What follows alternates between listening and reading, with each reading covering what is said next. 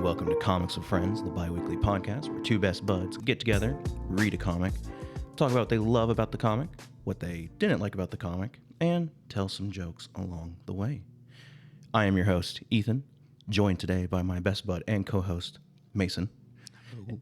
And today we are covering Civil War, a Marvel Comics event by Mark Millar and Steve McNiven. Hello, what's up? Not much. I'm excited to get into this one because this event is one of the first, obviously besides the actual, Spider-Man run, it's kind of one of the first comics that I ventured out of, my comfort zone as far as all that goes. Mm-hmm. I didn't read this in canon, I guess you could say, as I was going through the Spider-Man comics, which I probably should have, but I remember going through the Spider-Man comics, hitting One More Day or whatever, and being somewhat confused, but I kind of just rolled with it. And then I think the first, teaser trailer for the Marvel Cinematic Universe Civil War came out. And I was like, I got to read that event because it is rather important. And I had put it off for whatever reason. I don't know why. Can't remember. It's been a long time. But after reading it, I was like, this was really good. And I definitely have some thoughts on it. Mm-hmm. I don't think it's perfect by any means. I definitely think there's some things that I'm kind of iffy on, plot hole wise and stuff like that. Mm-hmm. But I like this story in its comic version much more than the cinematic universe. And we're probably there's probably going to be a lot of comparisons too. And I think you said when we talked about before you'd let me borrow the book to read it, that you were comparing it to, and you had some thoughts on it. I do. I think the book is fine. That is the best way I can put it. I think it is fine. Mm-hmm. I don't hate it. It's definitely not the worst book ever. Right. So I will do a history lesson very briefly. So Civil War came out in 2006. I believe February of 2006. No, July of 2006, and ended in January of 2007. It's a 7-issue miniseries or event series that did have a couple delays, but not too crazy. Obviously, written by Mark Millar, who has written other things that people really like, and drawn by Steve McNiven, who is a popular comic book artist. I have some opinions on his art. I just don't think it's for me. Yeah. I definitely, especially, I think Captain America is the most egregious when it comes to his art, where Captain America looks like an old man to me. Now, I understand Captain America's from the 40s and stuff, but I do not see Captain America as looking like a middle-aged man or somebody in their late 40s. That's how Cap looks to me in this book. Now, that could just be me. I understand if people love his art. I'm not saying he's a bad artist whatsoever. Mm-hmm. I think his Peter Parker in this looks really cool. Yeah. He looks great. I really like the art for this book. I like how the characters are drawn and everything. Yeah, a lot of the characters look great. Captain America doesn't bother me because, to me, he just looks like a soldier who happens to be in a hero's outfit. Like I said, that's just a personal thing. Yeah. So that's just a little side thing. This does come off the heels of Avengers Disassembled, which is the event. I don't know if you ever read it. It is the event where Scarlet Witch destroys the Avengers. She is a member of the Avengers. Her and Vision are married at this point. Mm-hmm. And she finds out that she had 2 children that she had created with her mind. Essentially WandaVision. That's the story that WandaVision is based off of. Yeah. And the Avengers forced her to unmake them because they were not natural children. Yeah. Stupid fucking decision. And then they forced her to mind, or I think Professor X or someone mind wiped her to forget about it. Mm-hmm. And then the way she finds out is her and Wasp are sunbathing at a pool, and Wasp mentions them. Mm. And so Scarlet Witch just fucking... That's the storyline where Ant-Man Scott Lang fucking dies. He gets blown up. Mm. Actually, I think he's the only person that dies in that. But that event is followed by House of M, which is a huge X-Men event where Scarlet Witch is the main villain. It's also called the House of Magnus because of Magneto. And that is the event that Scarlet Witch says no more mutants. Yeah. And almost every single mutant in the world becomes a normal person. Like across the universe, because there's mutants on other planets as well. Yeah. They all become normal people. And only a handful of mutants get to survive that. And it's normally like Wolverine, Cyclops, right. Like those characters, the popular ones. So and then that is followed by Decimation, which is, I believe, also a X-Men event. Yeah. I think I just clumped that in with, House of M, that kind of stuff. So the reason why the X-Men aren't really in this book is because of House of M. Yeah. That's the reason why we see like Wolverine and Emma Frost for like a couple panels. Yeah. But I think it's probably for the best because, again, there's already a huge amount of characters on this. Yeah.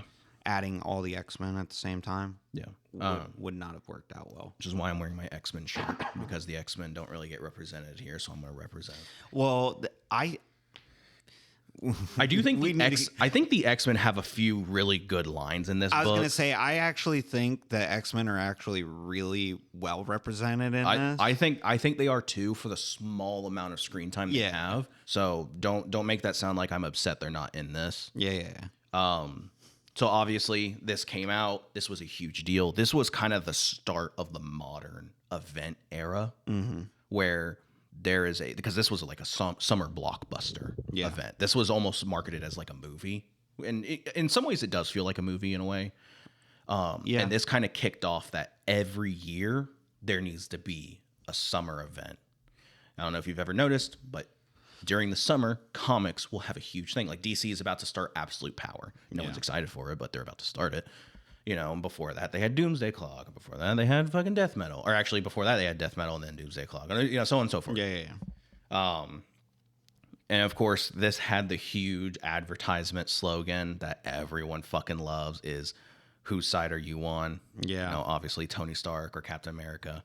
And it did so well that they decided to make a shitty reboot. Just like or not a reboot, but a shitty sequel, like a lot of movies. Oh man, that sequel came out during the promotions for the movie. Yeah, and that was Marvel's sad attempt at, well, people are going to see the movie, they're going to buy comics, so why not just release a sequel to a comic that's beloved by a lot of people? Yeah. And people will be like, "Oh, that's a sequel to the movie I just watched." Except it has stupid. It has nothing to do with the movie you just fucking watched. At that point, Captain America was a Hydra agent. Basically, all you need to really do is watch Minority Report, and you pretty much know the 100%. You know the plot of the second Civil War. Yeah. But so we get into the story. Yeah, finally. 40 minutes in. Finally, we are following everyone's favorite superhero group, the New Warriors, with fucking Speedball and Night Thrasher and Namor's cousin, Mr. Microbe or something. Yeah, Microbe. Like yeah. And they have a TV show. Now, I don't know if the TV show is called Marvel. It does look like it. Yeah. It says Marvel Network. And they are filming this show of the New Warriors kicking ass and taking names. But the problem is that the ratings for the show are really bad. Are starting to dip really bad. Yeah. And they fight like D-list villains. Sometimes they don't even fight villains. They just fight like thugs. And Speedball has this huge fucking idea to take on some of the most wanted criminals that have broken out of Rikers Island. Yep. Like they are planning on fighting like Captain Marvel level villains. And that's wild. And they state that I forget which one they're talking about, but they're like, yeah, that one fought the Hulk, and like almost won. Nitro, I think that's the one they're talking about. Yeah. Yeah, these are some crazy like level villains that they're now I will say they're villains that I'm not really accustomed to. Me either, but you know, between just what the story gives you, you can get the idea of like, these guys probably should not be fucking with them. Yeah. And you can kind of tell the mentality of these heroes are not, to me, I'm like, they're superheroes technically, yes, but their morals right now, they're not akin to a hero. Yeah. And I think that is very much a factor. Yeah, this feels very much like Kingdom Come in a way, which is an Elseworld story for DC, where it takes place on an alternate Earth where Superman is retired because during a fight, a new hero, a new age hero named Magog, was fighting a villain in Metropolis, and it caused a nuclear bomb to go off, which killed thousands, if not, I think he gets to actually say like millions of people died. Like the line is like millions of men died that day, and then Superman corrects the person who said that and says, and one woman, because it's Lois Lane. Oh, That's his reasoning for retiring. He doesn't become evil. That's kind of a dumb line. But it's not. It's not because the weight behind it. It's the belief of like Lois is his anchor. Right. But it's just factually incorrect. I might be saying that line wrong. He might say like hundreds. No, I'm just saying like, you know, they're saying, you know, hundreds of men or whatever, and he's like, and one woman. I'm sure Lois is not the only woman that. I'm just picking it apart. Yeah, I was about to say that's nitpicking right there. I'm just being a dick, but that's literally the whole thing. Is Superman retires, and a bunch of other heroes start to retire, and new heroes come in, and these heroes don't have the same moral principle as like Superman, Batman, Wonder Woman, right? And they don't give a shit about collateral damage, and they just fight to fight. Ass. Yeah, they just want to kick ass and take names. They don't want to understand the consequences of putting on the costume. It feels like this is inspired from that.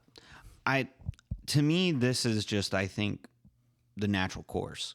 Yeah, you know what I'm saying. Like that's what I think this is the statement of. Is this is just the natural course of heroes being in society. And it's brought up later at like the funeral and stuff like that happens, that the Avengers and these heroes, they've essentially been preaching just by their actions and existence that if you have powers and a fancy suit, you can fight crime too. But at the same time, like, not everyone has the morals of these heroes. Now, granted, humanity's lucked out that the current heroes have the morality that they do, but I think that's the point of this, is to show that the newer heroes, they don't have that. They're not quite as pure of heart. Now I will say the New Warriors are kind of like the perfect team to do that with, because New Warriors are like 90s characters, and everything was edgy in the 90s. Yeah. I mean, I do think that was pretty smart of them to use those characters rather than like the Young Avengers or something. Yeah, that's true. So Namorita, that's her name. Yeah, Namorita. She corners Nitro at a school, an elementary school. Yeah. Why the fuck would you do that as a hero? Now, I know that probably ties into the whole not caring. Yeah. But like at the end of the day, what the fuck? Well, I think it's also like you're in a fight. He's escaping, because I don't think he necessarily like. She probably. I guess, yeah, it's the point. She's not paying attention to where he's at, but he's getting away and she's trying to stop him. Yeah. And it just so happens to be at a school. And the line he gives her of like, you know, you're playing with the big boys. You're playing with the big boys now, and he basically nukes. I think she's vaporized. I think she dies. I think it said all the New Warriors are dead. That's wild too, because Yeah. I think they come back like they're not dead. Possibly. Like I think there's a continuity error there, but no, you are right that Yeah. you say that. Because he basically nukes this town. Yeah. He nukes the town. Almost everyone dies. Yeah. There are survivors. And you do get this really nice double page spread of, all the heroes helping in the search effort. Yeah, sorry to interrupt. This is very much what I was like talking about. It evokes the post 9/11. Yeah, Kinda I can feel. definitely see that, because you get that really nice dichotomy of like Iron Man and Cap standing next to each other on opposing sides. Mm-hmm. And you see like Cap is standing near a tattered American flag while Tony is kind of standing behind a wall. And I know I'm probably looking way too into this, but to me that really invokes like the Cap believes in like the freedom of being a hero, while Tony believes that humanity needs a wall to protect them from heroes. Yeah, I mean, there's a chance that that's the intent. Yeah. I mean, I know I'm probably looking way too into it, but that I really like that. But that again, piece of art. That's art. It's subjective to people. But I really like this moment because I think it's not often, at least in my limited comic book reading kind of history, it's not often that you see heroes amidst the aftermath of something that happens. Yeah, normally they kick ass and they leave. Yeah, they kick ass, they leave, or they just, like, obviously for story's sake, they skip past that. Yeah. It's not shown, even though it might be said that they've dealt with it, but, it's not shown. And this is one of the few times that you really see the heroes dealing with the aftermath of one of their conflicts. Yeah. But everyone's there. Even the X-Men are there. So you have Scott, Wolverine, Iceman, and Rachel Summers, who is a clone of Jean Summers. Mm-hmm. You should know that by now because you watched the X-Men show. They find survivors, and Wolverine does make a really nice line of like, it's crazy that, the X-Men volunteered for the search effort to help people. Yeah. And you still send Sentinels to watch us. Yeah, because there are Sentinels. And then also, like Tony's talking about how it's like a wake-up call and everything like that as well. But yeah, you really start to see kind of... You see the talk happening between these heroes. Yeah, you start to see the unsettling kind of conversation start to rise. Where, because Goliath and Miss Marvel, at the time, Carol Danvers is Miss Marvel, and so that's what I'll be referring to her as. Goliath and Miss Marvel are having that conversation of like, this is the straw that's going to break the camel's back. The witch hunt starts. Yeah, the witch hunts, and I love that line as well because it is very evocative of the witch hunts. Yeah, during the Inquisition and Salem witch trials, where it's like if you were perceived as different in any way, you were held to the fire. Yeah, and I mean, he's not really wrong. No, he's not. He's not wrong. Which this kind of concept or idea is eventually brought back in one of the later parts with Emma Frost's conversation. Yeah, But I think I will say I think that's the best conversation in the whole story. I think it's definitely one of. I don't think it's the best, but I definitely think it's one of. Okay. So we cut to She-Hulk talking to, was it Larry King? Yeah. On CNN. It's crazy to see like the references to like CNN and all that stuff in here. Essentially She-Hulk is like, we need to start reining in heroes, like to give the people comfort. The way it's presented, I assume, because it's not shown, but I assume like maybe Larry King was like, people are wanting to ban superheroes, and she's like, She-Hulk's like, there are super villains in the world. Yeah, she straight up says that. Banning heroes is not a fucking option. It's not going to work. Yeah, it's not an option. All you're going to do is just give people who have powers and have ill intention the ability to run amok. Because it's fucking proven that the police can't handle them. Which, not to bring modern day politics into me, but that kind of conversation evokes a little bit of like the gun debate, right? Yeah. Like, No, I understand where you're coming from with that. We deal with it a lot here because we're in the South. Yeah. You know? And you know, you could assume a gun is like having a power. You know, what do you do with that power? Et cetera, et cetera. No, I can understand that. Because that's a debate that goes even further back than us. Like, you know, that's been a thing since the 90s. So she's having that conversation with Larry King, and then we cut to a church. It's a huge mass for, because I think it's called Stanford Elementary. That's Stanford. Stanford. Tony Stark is there. He paid for everything. You know, he made sure everyone was taken care of. The families were taken care of. And then the mother of one of the children comes up and, you know, assaults him. She spits on him, and then she verbally berates him. Yeah. You know, and gives that speech of like, you know, you might have not been involved in this, but you and the Avengers are the ones who told kids that it's okay to dress up as a superhero and take the law into your own hands. You know, as long as you're wearing tights, it doesn't matter. Yeah. That kind of deal. And that kind of sets off the Tony Stark wanting this reform. Yeah. Where Tony Stark indirectly feels responsible for the death of these children. And that's kind of where my, like, I don't feel like it's as well executed comes in, where it's like, whether the Avengers existed or not, it would still happen. Because Tony Stark wasn't the first superhero. I see what you're saying, but I also disagree. You know, like, if I, like, you know what the thing is like, while supervillains would exist without superheroes, right?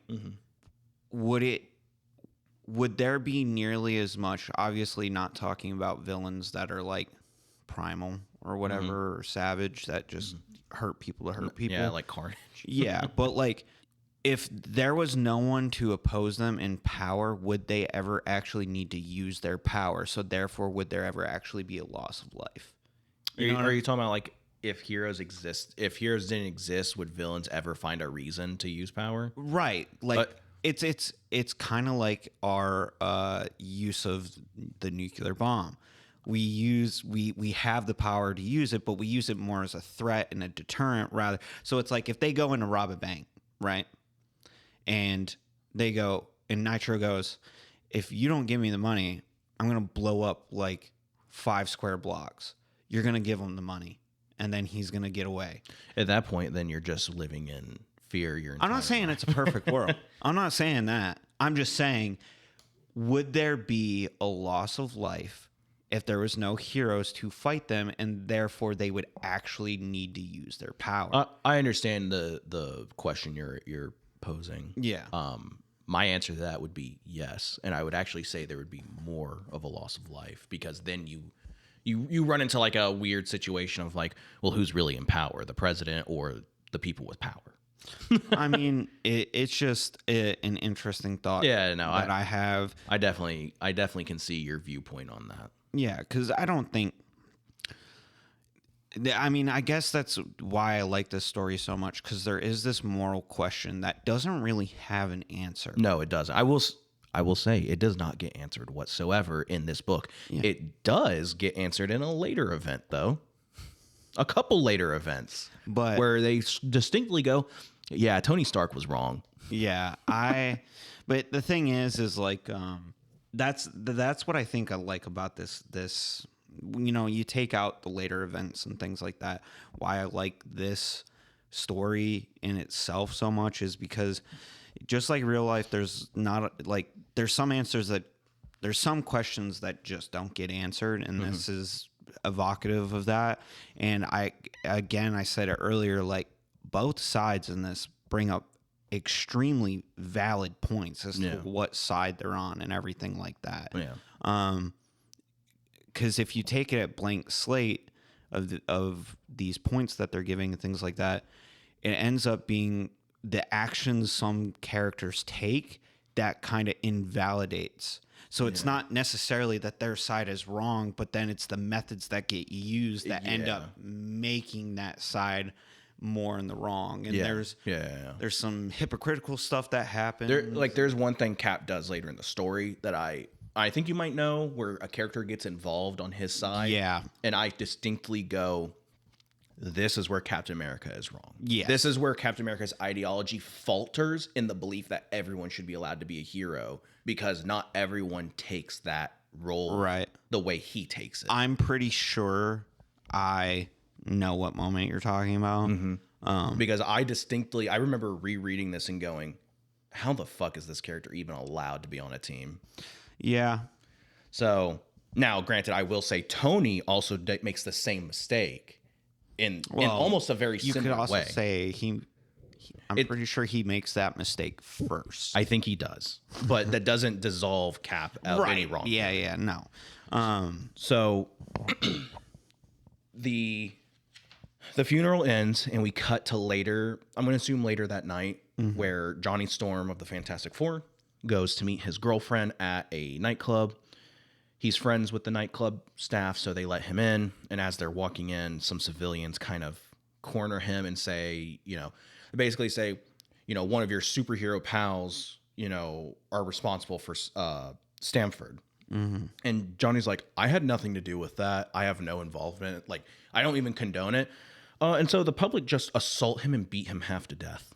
He's in the hospital for, I think, half the story. Yeah. Like, this is the part where I'm like, this is on the civilians. Well, yes, I agree with that. But like I have in my notes, everyone's being treated like an X-Men now. Yeah. Oh, yeah. Everyone. Now people actually know how the X-Men feel. But yet they don't, because they never they always view themselves differently than the X-Men.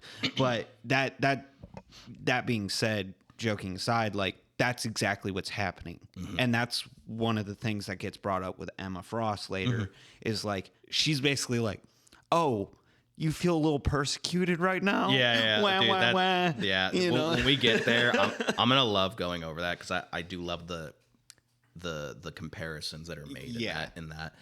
So the next day, a bunch of heroes meet at the Baxter Building. It's essentially like the heavy hitters. I wouldn't say the heavy hitters, actually. Yeah, there are a bunch of heavy hitters. It's basically all the New York based heroes. Yeah. Yes. So like you have Tony Stark, Mr. Fantastic, Wolverine, Doctor Strange thing. Like, you have a bunch of Cyclops is there. So there are X-Men there. Yeah. There's a bunch of different characters. You have like Luke Cage as well, though. Yeah. Street level heroes. Spider-Man eventually shows up. Daredevil's there. And Spider-Man shows up in his Iron Spider suit. And I believe this is the first appearance of the Iron Spider suit.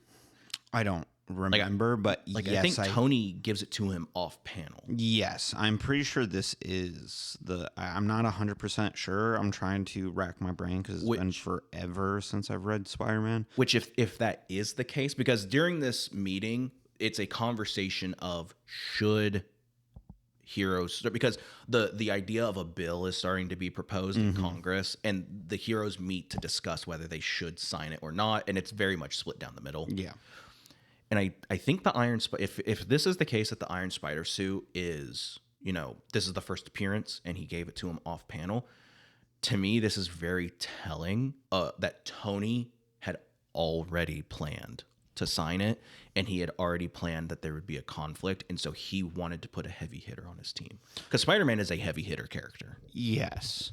It's like Tony's preemptive calculations of, this is not going to go well for anyone, so I want to be the one on top. I don't know if it's that. It is mentioned, in this story, that Tony has a lot of foresight. So he could probably see the direction it was taking, like you're saying, and stuff. I don't know if it's like, I want to have a heavy hitter, but I think he probably doesn't, because he's already got fucking She-Hulk on his.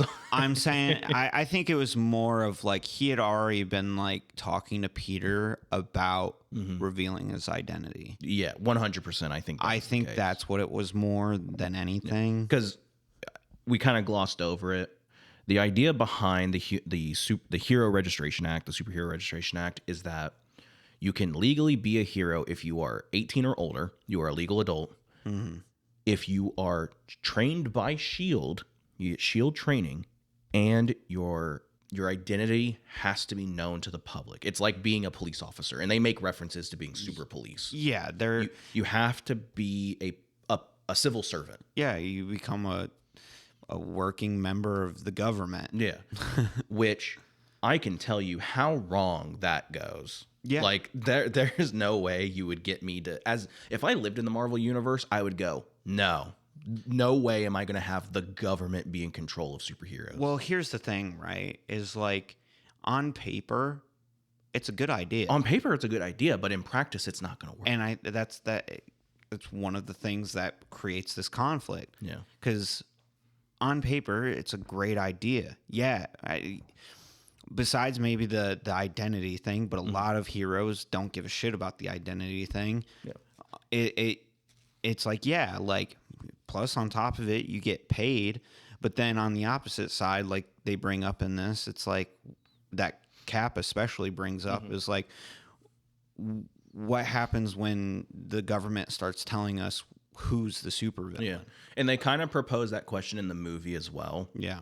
With the Sokovia Accords, where, Cap makes the point, and I think it's an equally as good point, where it's like, what happens when there's an issue or there's a problem and the government tells us not to go?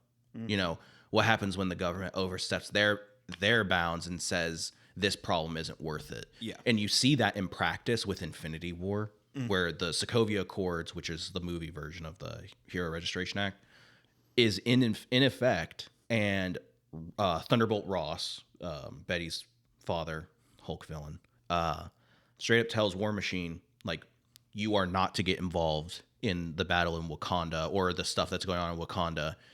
And all, like, Cap and all his men show up at Avengers headquarters, and Ross is like, arrest him. That's a criminal of the state. Arrest him. And Cap's like, I'm just doing what I was supposed to do, which was protect people. Yeah.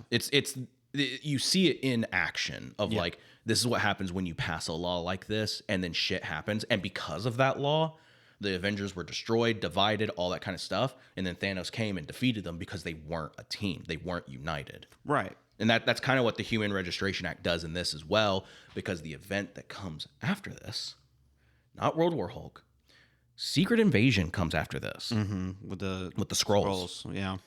The Avengers are not a team. There are 2 Avenger teams, but they're not a team. Yeah.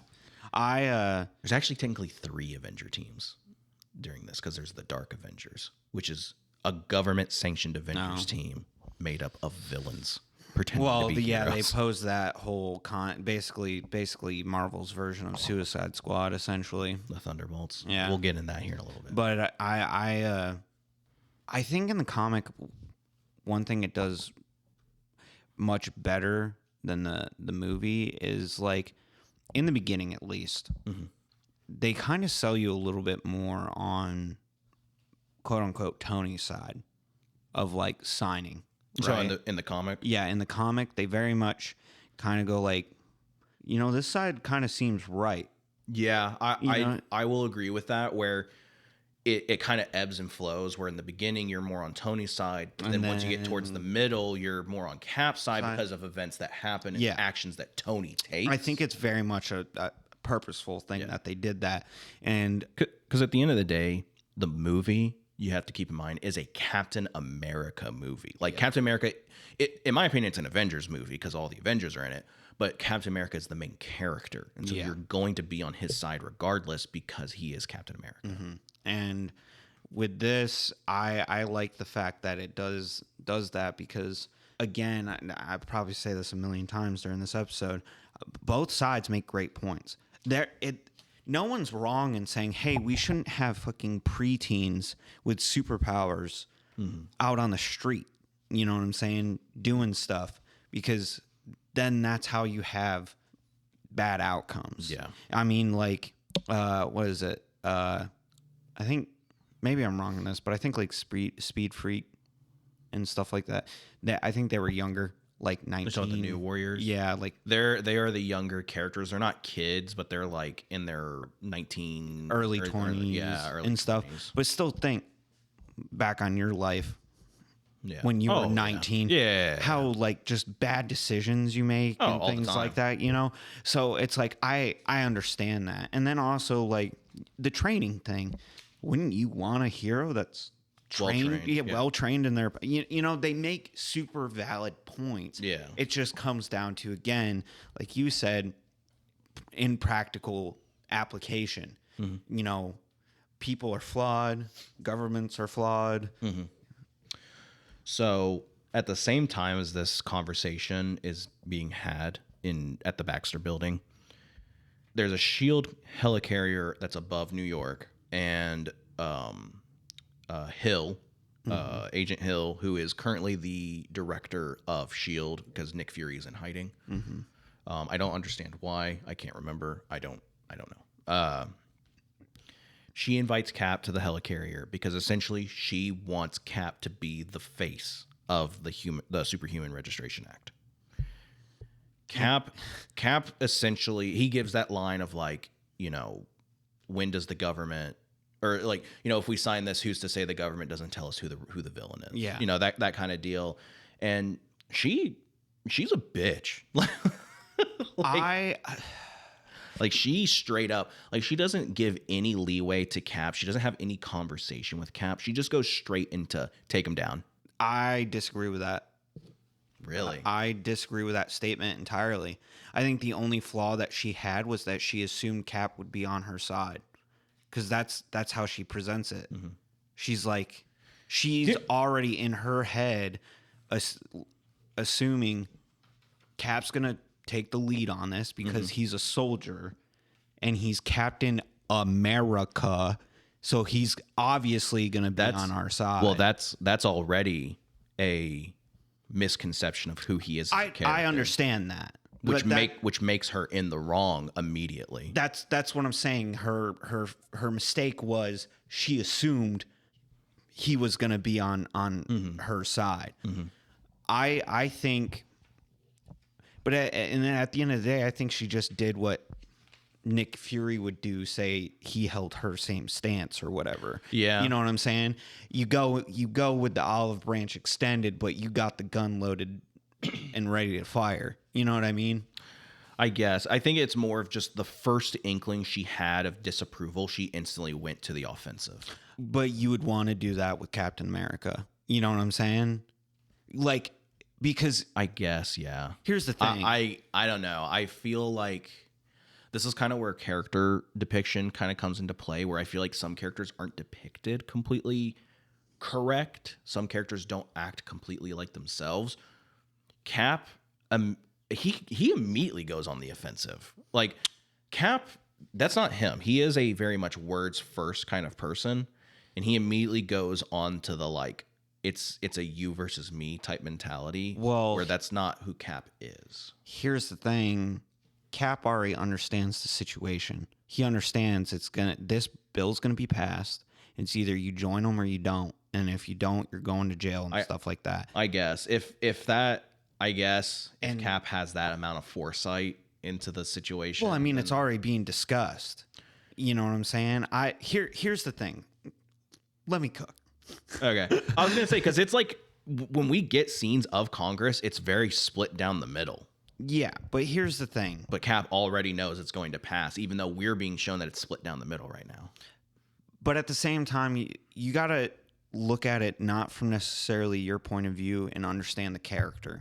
The character has lived in this world and understands the sentiments of the world around it. There's plenty of things that happen in our real world where it's like, okay, it's split down the middle, but you know which direction it's gonna go. He understands that, and just by having the conversation with Maria about making a task force, he understands, oh, she's already putting together a task force to bring people in who don't go by the bill. That bill's good as passed. Well, that I will say that reveal of the task force is after he disagrees with her and she orders men to go ahead and draw guns on him. That reveal comes afterwards, because I'm looking at it right now that she reveals that once he disagrees with her. So, and then he asks, like, you're already putting together a task force? again, but he hadn't gone on the offensive yet. You take all right. Look, you take Maria Hill, who obviously is a very staunch character in what she's gonna do, right? Okay, yeah. And then you have Captain. She's very different from the MCU Maria Hill, Yes, by the way. 100%. Completely different. 100%. And anything I've seen her in, as far as comics have gone, she is very much like she's a soldier. She follows her fucking orders, and that's it. There's no leeway. And then you have Captain America, who's also very staunch in his beliefs and things like that. The moment he's like, I don't agree with this, Maria already knows he's not going to budge. Yeah. There's no convincing him that this is the right thing. I'm gonna try lightheartedly, but I already know the outcome. And Captain America's thinking the same thing. I know this woman. She's a soldier. The American government's telling her, I need to be on their side. She's going to bring me in one way or the other. I just think it's a matter of subtext of like they already know each other as characters. I will relent on that just for the sake of, you know, us getting to the next part of the story, because we could go on for hours on how like because Captain America is very much like Superman for me, where it's like he's not my favorite Marvel character, but I do understand him a lot. Yeah. And I've read a lot of Captain America comics, and so I understand how the character is supposed to act, and he acts different in this than he does in normal comics because it needs to facilitate the conflict of the story. And I understand that. I haven't read a whole lot of Captain America, but I would disagree. I think in what concept I know of Captain America, it still falls in line with his character. But we can move on for the sake of time. But I disagree that it isn't within his character. I would say, again, given the context of when we see this conversation and a little bit after this conversation, we know that it is split right down the middle in Congress on whether they should pass this bill or not. And there's only 2 votes left that are needed. Yeah. Cap would be the first hero to say, well, let's have a conversation about it. Let me talk, because he is a representative of the superhero community. Everyone loves Captain America. Everyone trusts Captain America. People outside America trust Captain America because he's supposed to be the symbol of heroes. The government would 100% allow Captain America to talk in Congress to have a discussion of this bill and why it is and isn't good for the American people. There is no conversation had like that. It is straight to the offensive on Maria's part, which I can understand is understandable because she is a S.H.I.E.L.D. agent, but straight to the offensive on Cap's side, maybe not fighting-wise, but verbally, mentally, he is straight to the offensive, immediately considering her an enemy and the government an enemy, because immediately after this, he goes into hiding. Yeah. He doesn't even try to have a conversation. Well, what's the point of having a conversation when literally because the bill hasn't been passed yet? That's why. Technically, Maria Hill is doing something illegal. The bill, because that, you gotta understand, that's the reason why I'm staunch on this, is because the bill has not been passed yet. Captain America technically has done nothing wrong. Therefore, this part doesn't make sense to me. They also bring this fact up later in the sense of, like, you know, someone literally says to him, like, they're breaking the law. Isn't that what you do? You make them follow the letter of the law. And he says, that's not what I do. So just because it's technically illegal doesn't necessarily mean that he would be against it, because he's not fighting for law. He's fighting for peace and order. He's fighting for freedom. For freedom, yes, but also peace and order. There's order and freedom. But so you can't. I think this is where we're gonna have to. This is where we're having our own civil war. Yeah. But this is the end of the podcast. Yeah. No, I think this is where me and you are gonna disagree on this character moment, where you have a viewpoint of Captain America that I'm not saying is wrong. Yeah. But I also have a viewpoint of Captain America that stems from my own history with the character, not just from the movies, but also from the comics. And I, from the perspective of me as a storyteller, I find it to be a weird conclusion for that scene, and a weird conclusion that Captain America makes that instantly goes to, because Maria Hill, a character, just obviously she's a part of the government, she's part of SHIELD. One person threatened me. The entire government is going to be like that, even though Maria Hill is technically acting outside the government.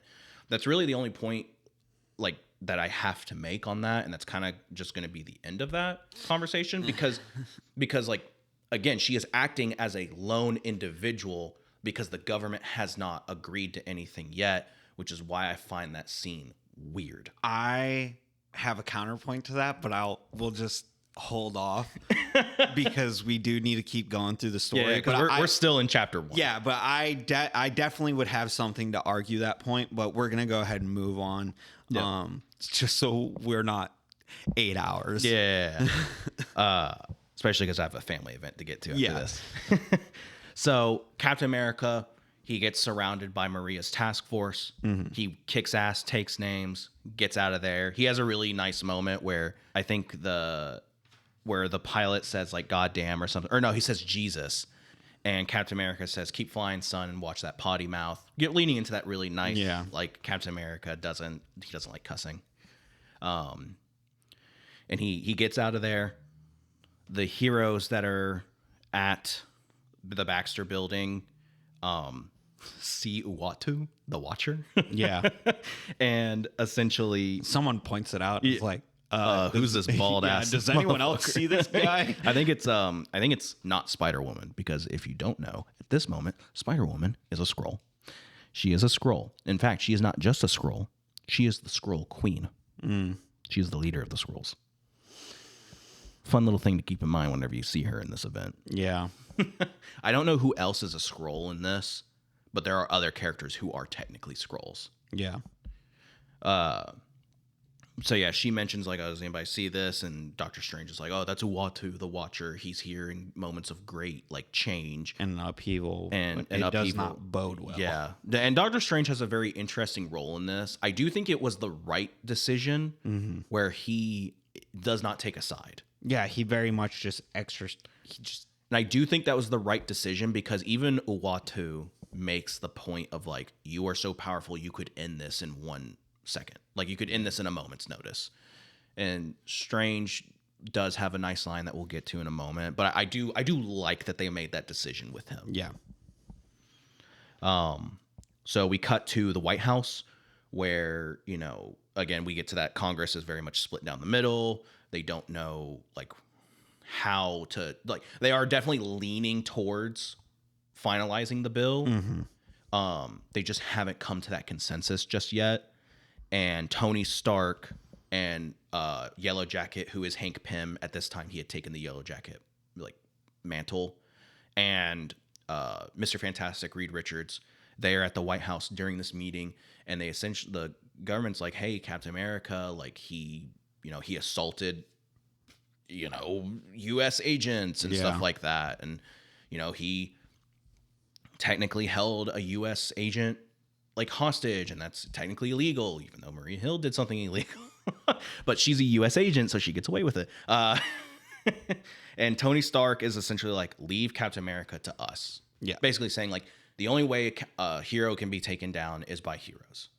So, and that's the end of chapter 1.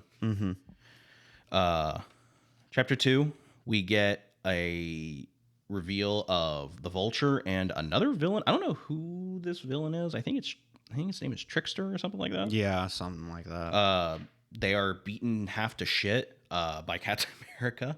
Actually, I think they believe it's Captain America, and then they reveal like there's been 15 villains taken out within a 24-hour period. There's no way Captain America could Doing it physically by do himself. that. Yeah, so like it's at that point they reveal, or they kind of hint at the idea of Cap having like a resistance. Yeah, he's been gathering other heroes. Because at this point the bill has been passed. Yes. Because this story takes place over a few months, but they don't state that. Yeah. It just kind of happens. We then show in New York City a really crazy ass shot of She-Hulk. I mean, I'm not complaining. There are a few ass shots in this that I'm like, man, Steve McNiven, you dog you. So it shows the Superhero Registration Act kind of in play, where there's like new teams being formed. I think they kind of established that like heroes get task force like of their own that are made up of other heroes, where it's kind of like mini Avenger teams. I don't think it's stated yet, but eventually I think it's kind of like prototype version where their plan is, it's called like the 50 state initiative. Yeah, where there's a hero team in every state. Yeah, and I think this is kind of like them like testing it. Yeah, proto getting teams together and things like that. Because at the same time as that, there's also the 42 project, or Project 42, which, you know, Sue Storm talks to Reed about that because him and Tony are the ones working on it. They do reveal what Project 42 is. And essentially, Sue's like, you know, Johnny's in the hospital. He's still in pretty bad condition. And Reed just, you know, in typical Mr. Fantastic form, does not give a shit. Yeah, he's like, send him, like, all my love. Yeah. And is, like, working and, like, not really giving two shits about it. And Sue also brings up the point of, like, you know, is this worth it? Like, these are our friends. Yeah. We're going to be arresting half the people in our Christmas card list. Yeah. Which I find kind of wholesome that like the superhero community like does that. And you know, but at the same time it's really sad. Well, where it's like, man, that's really fucked up. Yeah, that's kind of the point. Yeah. No, I'm not saying it's bad, but I'm like, man, that's really fucked. And Reed, again, he's very matter of fact. He's like, oh, well, I mean, it's their choice. Yeah. They have the option. And they've always portrayed Reed Richards. He's a scientist, so he's all about facts. And they again, with what I said about, like, they kind of lean you into Tony's side of things. Reed goes on this huge, like, spiel of, like, his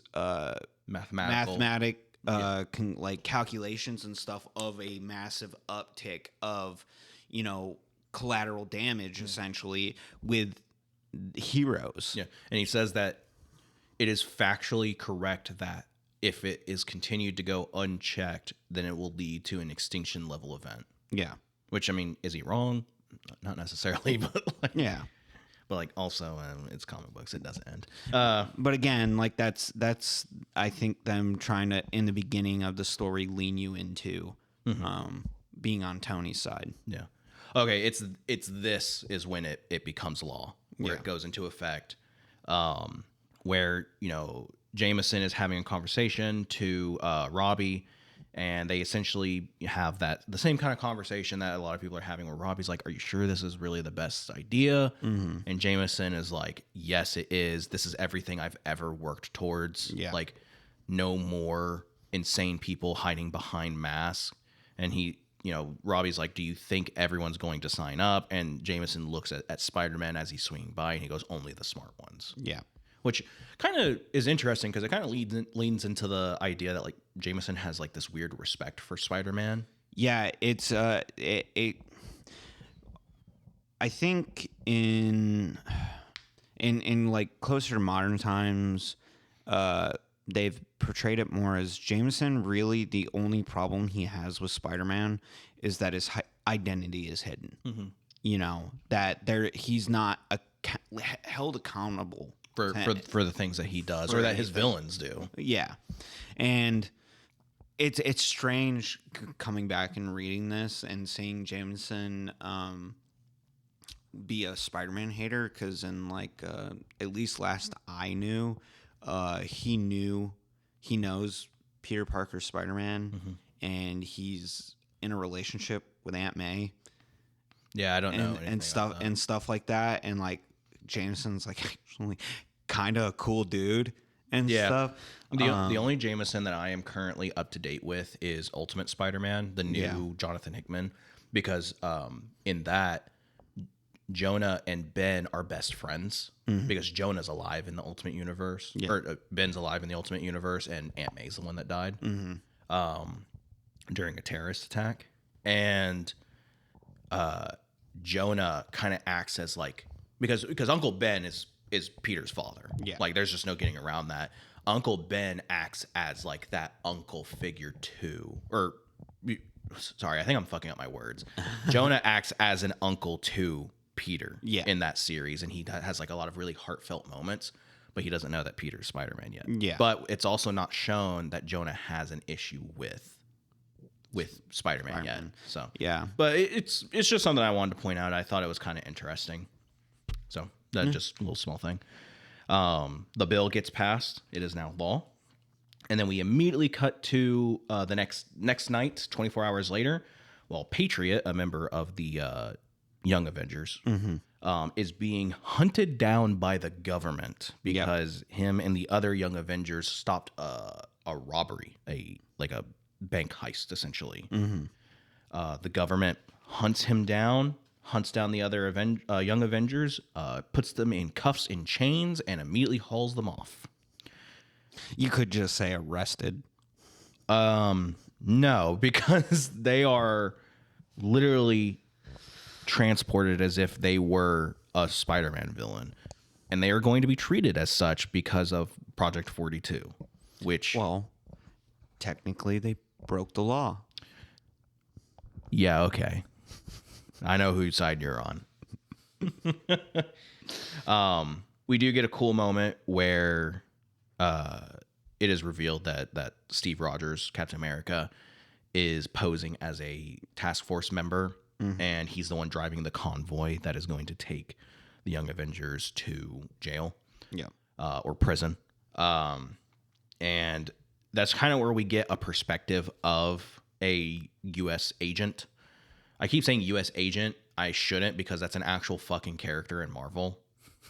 U.S. agent. Yeah. A SHIELD member who essentially is like, he essentially tells Captain America, without knowing he's Captain America, that he's really glad that this law got put into effect now that all these freaks don't get to run around. And you kind of start to get that inclination of like, there are some people who just want this bill to be around because they don't like people with powers. I mean... Which you can't say isn't fucking true, because the X-Men exist in this universe. Yeah. No, I definitely don't disagree with that statement, but at the same time, I think with a lot of things, the people just want it to be managed. Yeah. They don't... No, I'm not saying that that's a majority, but there are definitely people in this story who just don't like people with powers because they think they're freaks. Yeah. I definitely think that guy he is a minority in the sea of people who have legitimate concern. He uses an argument where he's like I think I don't have it right in front of me, but he's like, it's like no one's telling these freaks they can't run around or something like that. They just got to do it legally or something like that. Which he says it's not like we're banning them. Nobody's stopping them from doing their thing. Hell, they're even paying these clowns to go official now. Yeah. So it just, again, I think. This is one of the arguments that they use in this story to like. It is validating Tony's side, but at the same time, it's giving you that inkling of like, maybe it's not such a great idea. Yeah, you know what I mean. Again, once we get later into the story, Tony's whole perspective gets completely shattered by what the government does later. So with Tony's approval. By the way. Yes. So that's one thing I think one of the reasons why I like this story so much is because I think they do an extremely good job of using small things to like start approaching the bigger events that happen. Yeah. You know, like really weaving it together. Yeah. So yeah, Cap kicks that guy out of the truck, Falcon is in the back helping the Young Avengers get out of their restraints. And they essentially get out. Falcon asks Wiccan, who is a member of the Young Avengers, to teleport them out of there. They get out, and they end up in the Resistance base, joined by Daredevil and Cable and Dagger. And I think Cloak is also here at the time at this time as well.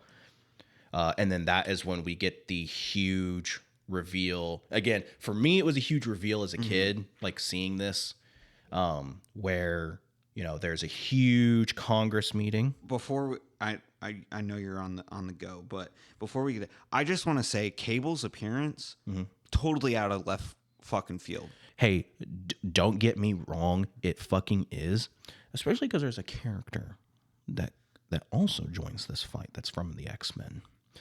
I'll get to it because it really pisses me off. Yeah, I'll get to it. I'm just saying Cable makes sense to be on Cap's side, by the way. I'm not saying it doesn't make sense. I'm just saying really left fucking field. Yeah, really out of nowhere. Like, shouldn't you be leading X-Force? Like, or maybe why are you in this fucking time zone? So a little bit of history. I don't know how much you know about X-Men. Not a whole lot. Cable comes from a timeline where Sentinels eradicated mutants. They do not exist anymore, or at least they are endangered of being extinct. Yeah. He also is the son of Cyclops and Rachel Summers. Okay. He has the techno-organic virus, which is where it's a virus that turns organic material into metal, and they become like basically robot zombies. And he keeps it at bay using his fucking Omega level psionic abilities. So that's the timeline he comes from. Just keep that in mind. And he just randomly appears. Yeah, I mean, he's here.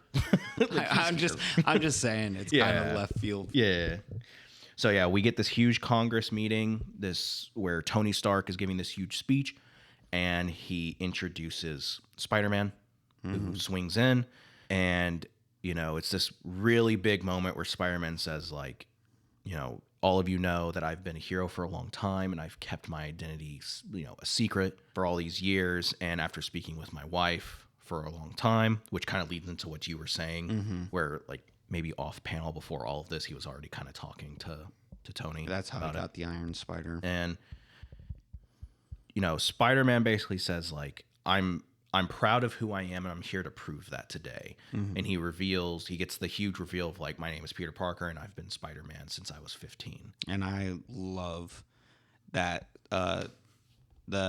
So you have him saying that line, and then the panel after on the next page where he's standing there and all the flat lights are going off and everything. And he goes, "Any questions?" Yeah. I love that panel. This is one of my favorite designs for Peter. I do think Steve McNiven just really fucking knocks it out of the park.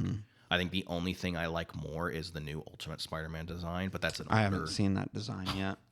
Dude, it is so good. But that's also an older Peter Parker who's in his late 30s. But yeah, it's a really cool moment because of how heavy it is and the implications. And again, I know we have some disagreements on this, but this is also the panel that destroys Spider-Man as a character from this point on, because everything goes downhill for him. Yes. Everything goes down. Like, there's not a single positive thing for him after this point. So when you say damages, are you talking like as far as like in story of like nothing good happens to him afterwards, or are you saying like nothing good in the sense of like he's just badly written after this?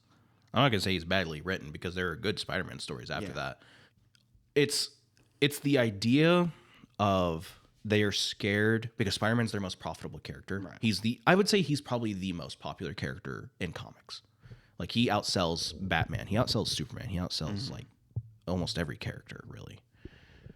His life becomes garbage after this. They put him in a storyline where his entire life is destroyed and shredded to pieces. He's the only one who knows that he's Peter Parker, and he's the only one who knows the sacrifices that were made in order for his life to be, Aunt May not dying, essentially. Everyone in his life treats him like shit before One More Day, where he goes to characters who can obviously fix his issue, but because the writers deem it so, they tell him no, because that's just the way of the natural world, Peter. Even though people don't naturally get shot in the fucking chest. You know, that's not a natural thing that happens, in my opinion. After this, he gets, again, and I haven't read every single Spider-Man comic. I've read some big storylines, but I haven't read everything. He loses his wife, loses his home, loses his body at some point to a fucking supervillain, he gains his wife again as a girlfriend for a small period of time, and then immediately loses her after a short stint of dating, because he got sent into a parallel universe with her, and she pushed him through to save him, and she's like, find a way to save me. And time passes differently, and so a few years pass, and so when he does save her, she comes through with her new husband and 2 children. And so you get to see Peter be depressed for fucking 5 years at this point, almost 5 years, about how he wants to be with Mary Jane, and yet she treats him like shit because everything is about her. And he gets to watch Mary Jane have this huge, beautiful life with a loving husband and 2 loving children, and all of his hero friends get to have super happy lives and blah, blah, blah. And he just wants to be a hero, and he wants people to know that he's a hero, but no one can know he's a hero because that's a part of the deal he made with Mephisto. And because of that, he's always ostracized by other heroes, and no one trusts him because he always keeps his identity a fucking secret. He never gets anything ever in his life because Marvel, as a company, has said, people who work in the industry has said, Marvel does not want Spider-Man to change because they are afraid that if he changes, people will stop buying his books. They do not want him to ever evolve as a character because they want him to sell. They have made it a rule that you are not allowed to change Spider-Man as a character. And in the actual offices, you are not allowed to change Spider-Man. So my argument to all that is, I do not think this moment is at fault for that. If this moment didn't happen, we would not have one more day. I mean, you could say this because they came up with one more day because of this moment right here. But you could also say this never would have happened if Spider-Man didn't get bit by a radioactive spider. It is not this moment. This moment, that I feel like you're going too far back with that. Here's my thing. Mary Jane wasn't a character when he got bit by a radioactive spider. This is what I'm getting at, right? Is like they wrote this to happen. I think it serves its purpose and it does really well in a story. Now you are taking the problems of like One More Day and how they wrote it and making it the problem of this moment in this story, when you said it yourself, he went to characters that could obviously fix his problem. Mm-hmm. And they said no, because the writers deemed they didn't want that to happen. Here's the thing. Peter J. Tomasi did not want that to happen. He wanted the thing to get fixed. It was Marvel as a company that went to him and said, do not fix it. Well, make sure it gets ruined. That's what I'm saying is like, I don't blame. Maybe this is just our mentalities that are different when it comes to reading these stories and stuff like that. Actually, I can't remember if it was Peter J. Tomasi that wrote that. That might be a mistake on my end. I think it was, though. The way I look at it is, I don't blame this moment for bad things that happen in the future. I blame the writers and things like that. And that just might be a mentality thing. You know, oh no, that was J. Michael Straczynski. My bad. It definitely might just be a mentality thing, and I might be saying tomato while you say tomato, but to me, I can't blame a future writer for a past. I'm not going to blame a past writer for future writers. I want you to know I'm not blaming a writer. No, I understand. I'm blaming Marvel as a company. I understand that. I get that.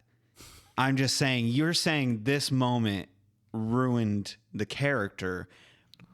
But what I'm saying is I can't blame this moment because a person in the future, when they wrote something for the character, couldn't find a more compelling way of doing something. You get what I'm saying?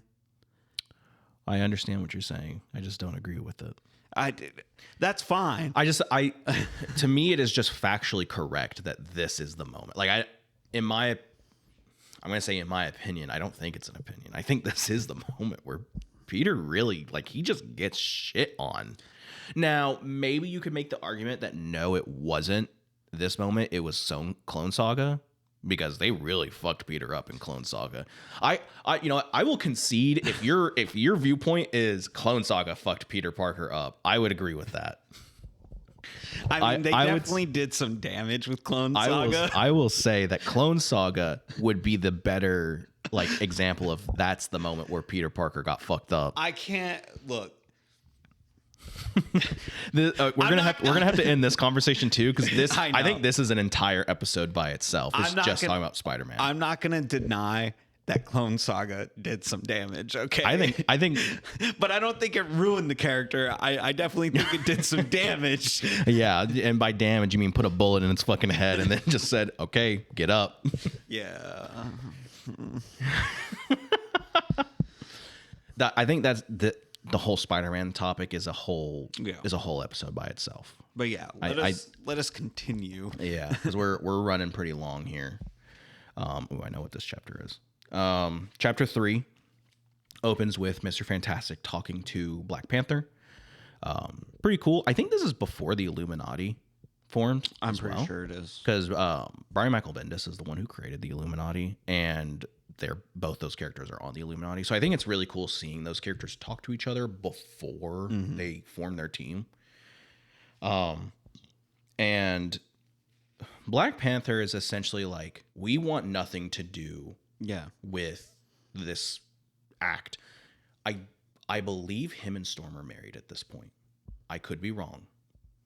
I'm unsure. But essentially, like, T'Challa is like, I want nothing to do with your laws. Wakanda is its own country, and I would prefer you just leave at this point. Yeah.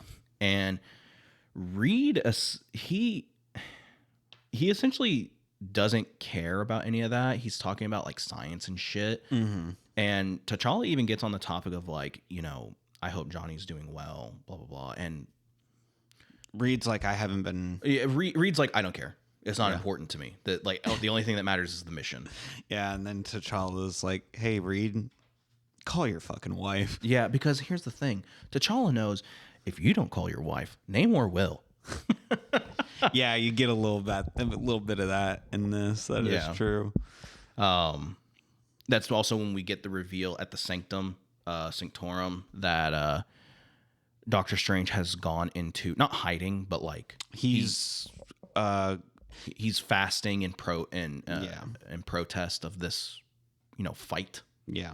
The Civil War. At this point, the Civil War has officially begun, because Captain America did cast the first stone. That is true.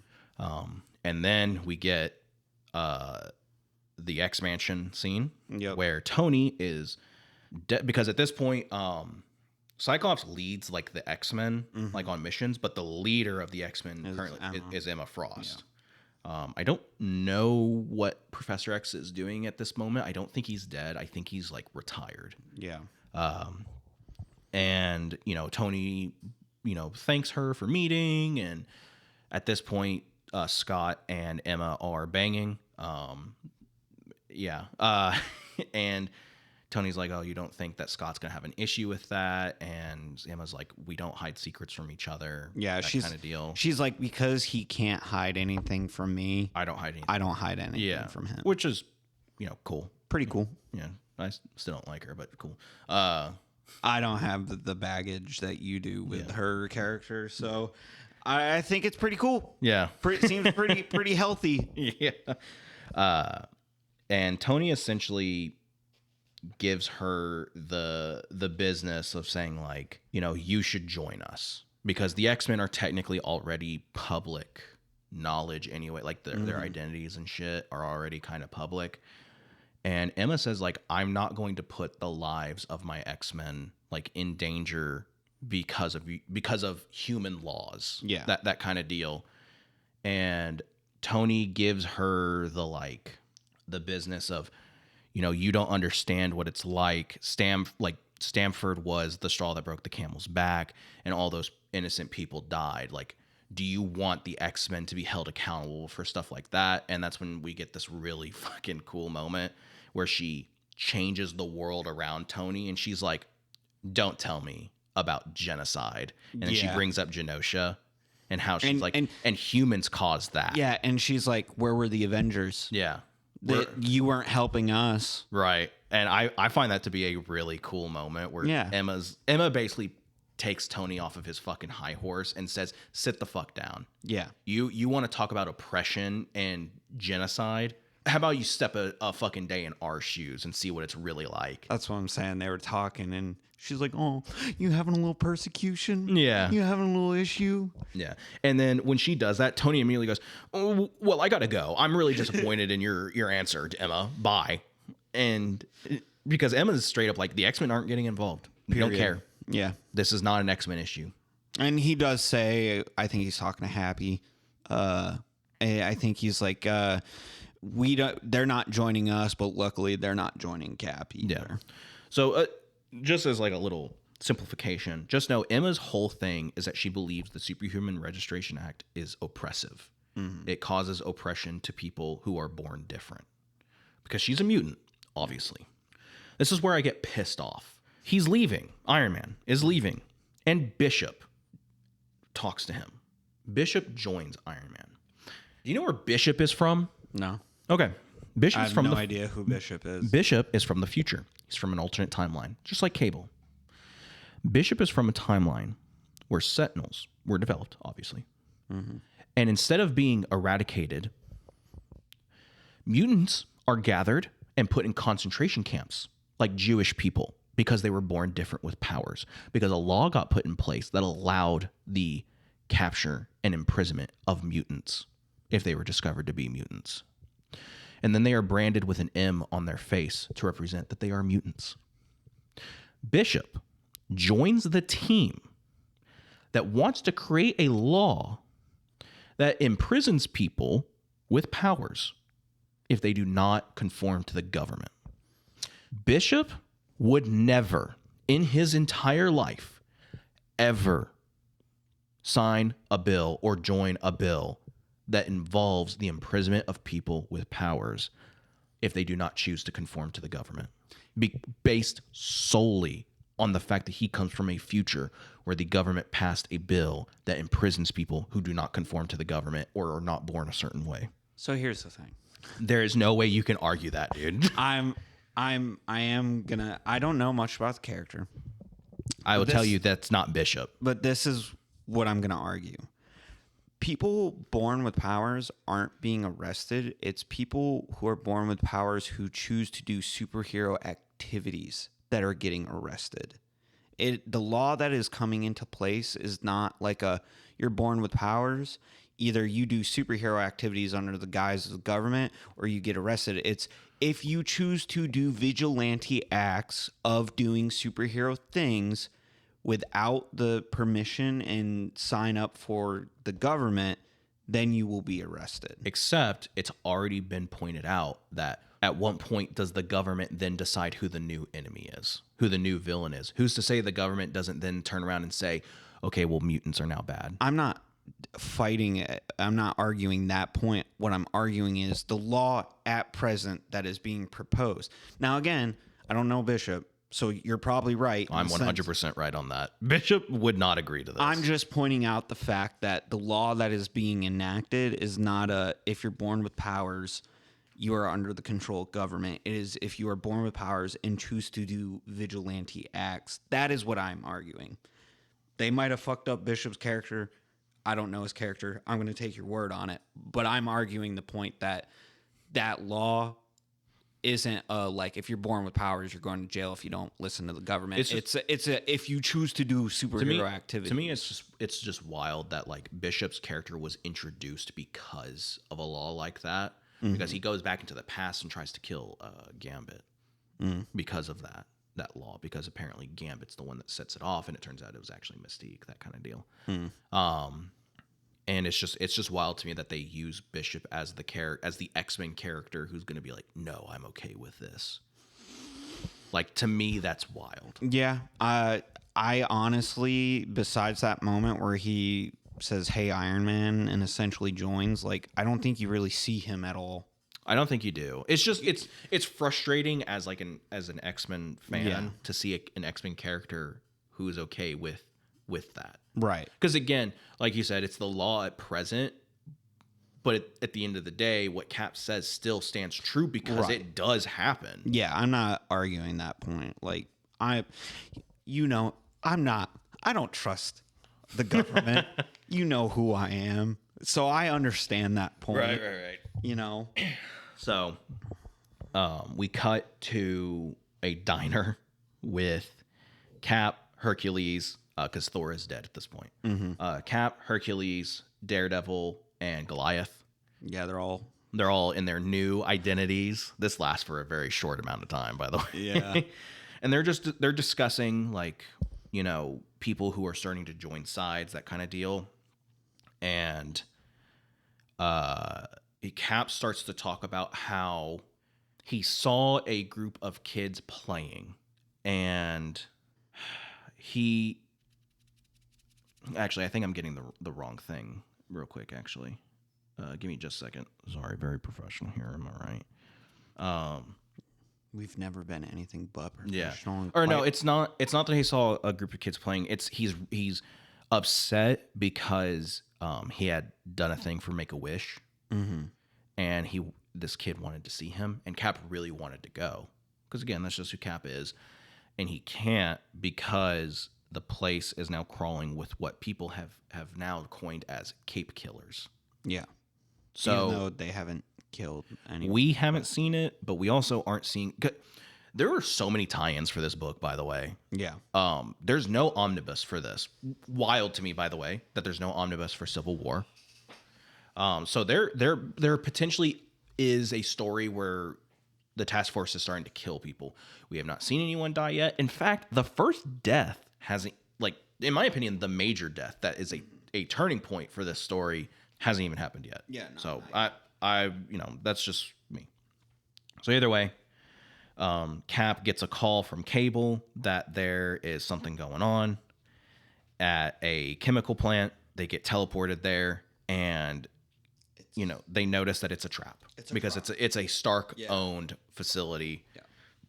And Tony's team meets up where you have Tony, Mr. Fantastic, the Thing, She-Hulk, Miss Marvel, some other characters that I don't know the name of because I'm not well versed in those characters.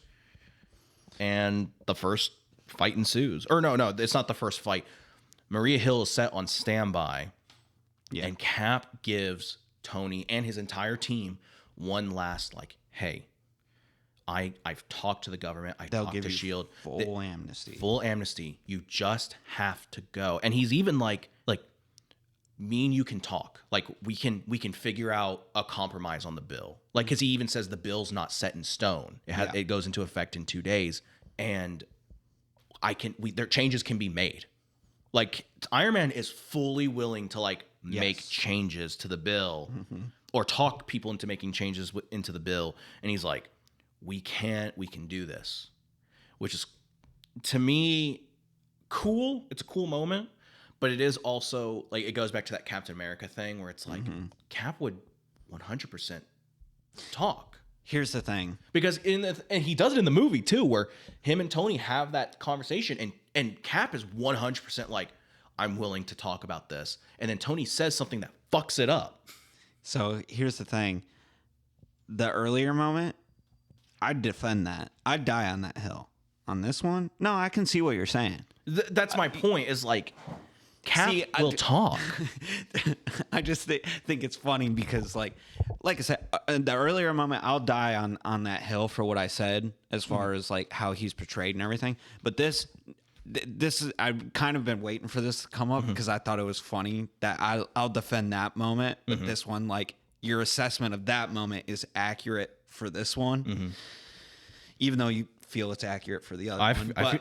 I feel like it's accurate for both of these moments. I will still I'll die on that hill Yeah. for the other one. But this one, no, 100%. Yeah, he was given an opportunity to talk and like possibly do something peacefully about it. Start a conversation. But he chose not to. The only thing I could say to even remotely possibly defend this moment is just that in a way he was confident enough to know that the government is not going to give up the power that would come with it. Yeah. That's the only thing I could say to even remotely defend that he wouldn't like extend a hand, like honestly extend a hand to talk about it. Is just he was confident that the government is going to get a lot of power and control with this bill. Yeah. And they're not going to want to give it up to anybody. Yeah. You know what I'm saying? I will say there is a nice little moment where when they first start this conversation and, you know, Cap is like, I'm not joining. I'm going to take my chances. And then Spider-Man basically says like, you know, you doing this goes against every principle you believe in.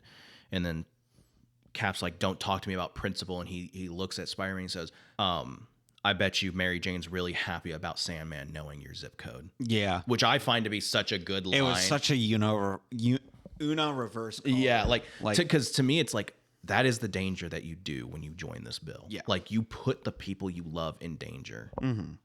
Now, to be said, to kind of play devil's advocate on that one, it's like obviously I feel if SHIELD is going to have you have your identity be public and signed up, they probably have some kind of essentially program or something to protect said loved ones. But at the same time, I mean, that's basically just witness protection plan. Like you're not even essentially living your old life anymore. Yeah, you're constantly living in fear. So yeah, their fight ensues because Cap starts it. He throws the first punch. And it's just an all out brawl. You know, you have Yellow Jacket and Goliath fighting, Wonder Man and Hercules fighting. You know, all kinds of characters just kind of whooping each other's ass. Spider-Man and Cap get into a tussle, and then Iron Man just beats the ever living shit out of Cap because they, you know, and the movie kind of steals this line where Tony tells Cap, like, my suit has recorded every single fight you've been in since me and you first met. Yeah. And I know every single punch before you throw it. And it's really cool just seeing Iron Man just beat the ever-living shit out of Cap. Yeah, Cap got his ass handed to him this time around. Yeah. That's for sure. Hercules is, you know, fighting She-Hulk, and it looks like the fight is gonna be over pretty soon. And then for some reason, or it's because Hercules is trying to get to Cap, and he's just kind of blasting through everyone. He blasts through She-Hulk, Spider-Man, all of them. And then they use codename Lightning, and that's when it's revealed that Thor has joined the battle. It's not Thor. Yeah, it's not the real Thor. It's a clone. It's like a cyborg clone of Thor. Thor joins the battle and just starts blasting ass on all of Cap's people. Oh, yeah. Real heavy. And, you know, it's kind of nice that we're doing this after Planet Hulk. Mm-hmm. Because you kind of get to see the reasoning why it's so important for characters like Hulk and Thor not to be in this story. Because if they were, they would end it. Yeah. He's just blasting ass through everyone. And, you know, Tony is, you know, essentially telling Cap, like, give up now. Give up now and this is over. Like, we don't have to go any further. And Cap, he looks like a Warhammer character in some of these panels because of just how fucked up he gets. Where I'm like, oh my God. Yeah, no, he definitely got ran through in this fight. I honestly, basically all of Cap's people. Oh yeah, yeah. Cap says like, I'll never like bow down to a punk like you, and then Tony does like this supersonic frequency that just fucks everyone up. Mm-hmm. And you can really tell like Sue has a huge hang up on this because it's hurting people like really fucking bad. Hercules is able to get Tony to stop for a moment, and that causes the fight to ensue again. and Thor is about to, or they're trying to get Cap out of there because he can't stand at this point. And Thor is essentially like, I'm not letting you leave. Yeah. And Goliath steps in to take him on, and Thor just says, okay, and shoots a fucking beam of lightning right through his chest and kills him. And as soon as that happens, like, you can see the whole. So I've brought up, in the beginning of the story, they were very much kind of leaning you towards Tony.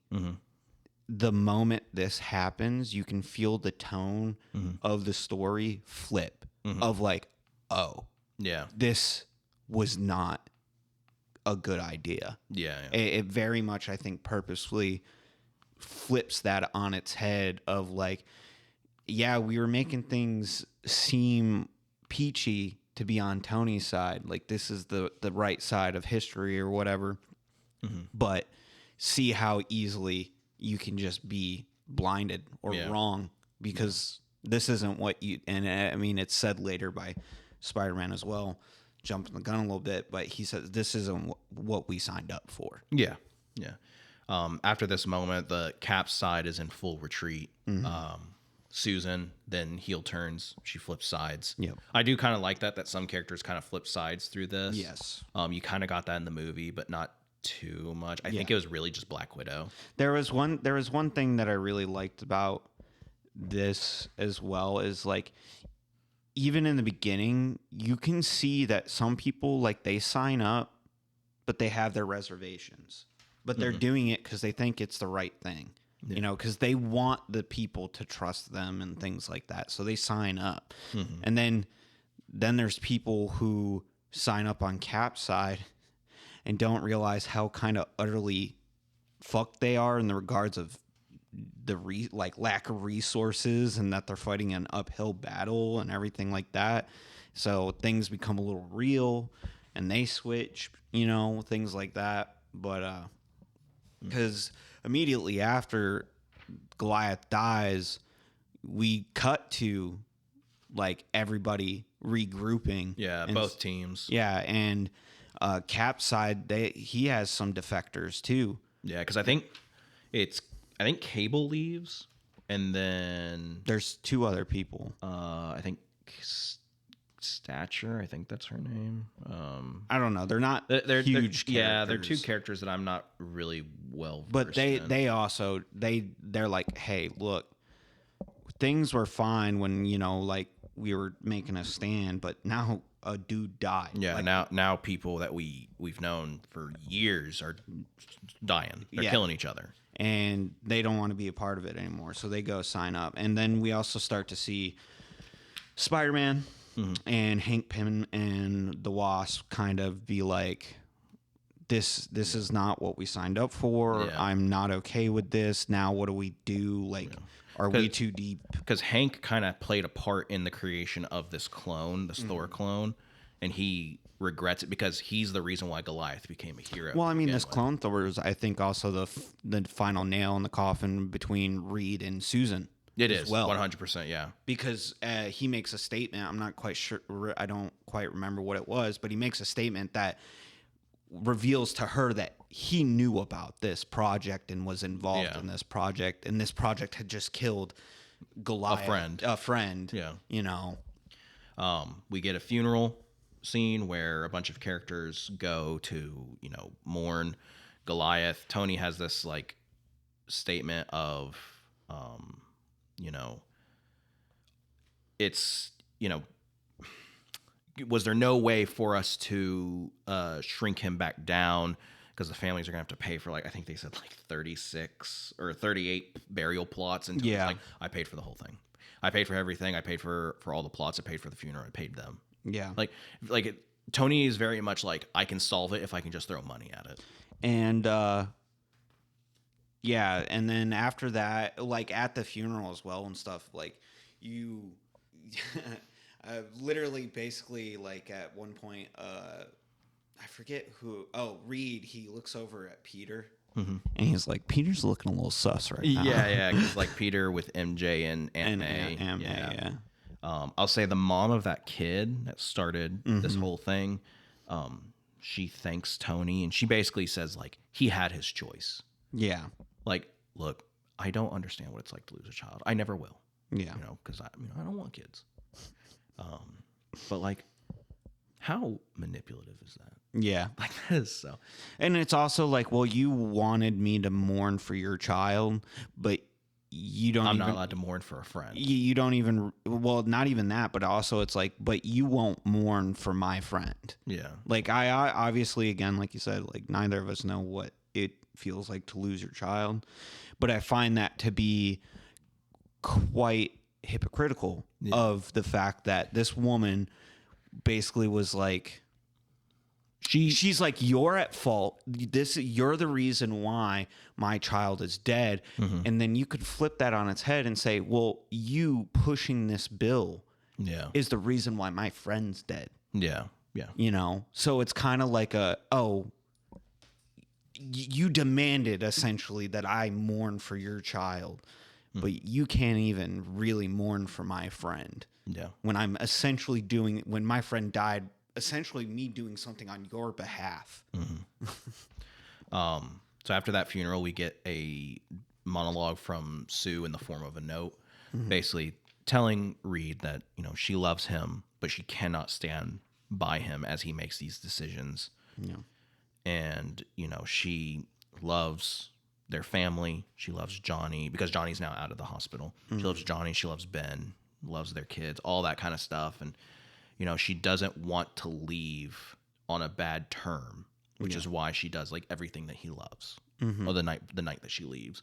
And she goes, and I want to make sure our kids have good lives. That's why I'm leaving them with you, because like at the end of the day, I know you can be a good person. Yeah. So while I'm gone, you need to do the one thing that you deprived them of, which was your love. That kind of deal. Which really shows like be a father, which really shows how fucked up of a person Reed is. Yeah. That's one thing that I think is hilarious, is how kind of shitty a person Reed Richards is. You know, like they always portray Reed Richards, you know, he does his shitty acts for the greater good, you know, but he's also just kind of a shit person. Yeah. We then go to Avengers Tower, where Tony is talking with some heroes, and they devised a fucking plan with the U.S. government / SHIELD to create a new Avenger task force with the Thunderbolts. And now it's not the Thunderbolts that are coming out in the MCU, where it's like Red Guardian, who's like a goofy Captain America Russian type soldier, and Winter Soldier, who's like a superhero now. Yeah. We're talking about fucking murderers. So we're talking about like Venom, and I think it's Matt Gargan Venom, who's a cannibal, Bullseye, Taskmaster, Jack-o'-lantern. You know, people who are convicted fucking murderers and cannibals and all the bad stuff. And Tony and Reed are completely cool with this. They're like, yep. Go for it. This is the moment that completely diminishes anything that Tony had resembling an argument. The government signed off on because the Thunderbolts is essentially Marvel's Suicide Squad. You perform tasks for the government, and it shaves Time off your sentence. Time off your sentence. This is exactly the fear that I would have of like, well, okay, why don't they just use supervillains then? Because supervillains don't get to argue. Yeah. They're in jail. Yeah. They're in prison. They're probably on death row. So this is the complete deconstruction of Tony's entire argument and the complete deconstruction of the Superhero Registration Act, because at this point it's failed. Yeah. And we will see that it's failed in the coming panels when Spider-Man is beaten all the way to death's door. So in the beginning of this story, like realistically, I would never be on Iron Man's side. I wouldn't either. But as far as like reading this story and like kind of just putting myself kind of in there, in the beginning, I was like, okay, I'd probably, you can see his point. Yeah, I'm gonna side with Tony on this, you know, because again, like the bill's not set into stone and things like that. And then the moment Goliath dies, that's where I'm like, mainly, well, Goliath dies is huge, but it's mainly like this clone of Thor that I'm like, Yeah, because they reveal that we're revealing government's real capabilities. Well, of this the Thor thing is revealed that Tony had a lock of Thor's hair since first meeting, since they first met, in case of something like this. Yeah. Wild. So yeah, they reveal that the Thunderbolts are now Avengers and that they are working for the U.S. government and they are a part of the Superhuman Registration Act. Yep. We cut to Sue and Johnny escaping some Shield agents. They show Nighthawk and Stature. That's the two characters' name that defect. I'm guessing Cable did not defect. It was just those two because he's not with them. Yeah, that's I think, or he could have just went back to the X-Men. One of the two. Probably that, if anything. Tony or Spider-Man reveals that he's done. He's done fighting on Tony's side, and Tony essentially tells him, like, "Don't do this, kid. You don't want to go against the big dogs." Spider-Man then proceeds to whoop his ass and tries to escape, and then just face plants right into bulletproof glass. Which is pretty funny. Yeah, it is pretty funny. Shield opens fire on Spider-Man, not with tranquilizers, but with actual fucking bullets. Yep. You do get a nice moment where Tony's like, "Stop! What the fuck are you doing?" And Spider-Man escapes down into the sewers. And the U.S. government and S.H.I.E.L.D. sick the entirety of the super villain fucking community that's a part of the Thunderbolts after him. Yep. Spider-Man, one of the greatest superheroes to ever exist. A beacon of hope and truth in New York and in America. A character who has never once been evil and has always sacrificed to make the people safe. Yeah. They send criminals, murderers after him. Mm-hmm. This is where I get kind of pissed off. I mean, like, I can understand that, but at the same time, to me, all it is I understand. It's a part of the story. Yeah, it's a benefit to the story in the sense of showing, like, the government is not to be trusted. It's just the idea, because there are people who do still side with Tony. Right. I'm not talking about in the story. I'm talking about in the community. Yeah, no, I would look at them and be like, the fuck are you talking about? But as far as the story goes, it serves the story. Yeah. So they beat him to fucking death. Yeah, they almost kill him. Yeah. And then my favorite thing is watching Jack-o'-lantern's head explode once. Yeah, because they're about to kill him. Because I think they're not about to kill him. The S.H.I.E.L.D. agents managed to be like, "You're not killing him." Yeah, they get him fucking close, though. Oh yeah, to the point where he needs medical attention. Yes, or else he's going to die. Yeah.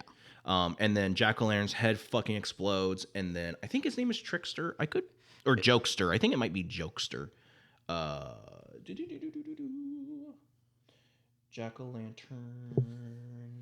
Or maybe it's like Playmaster or something. I don't fucking know. Jester.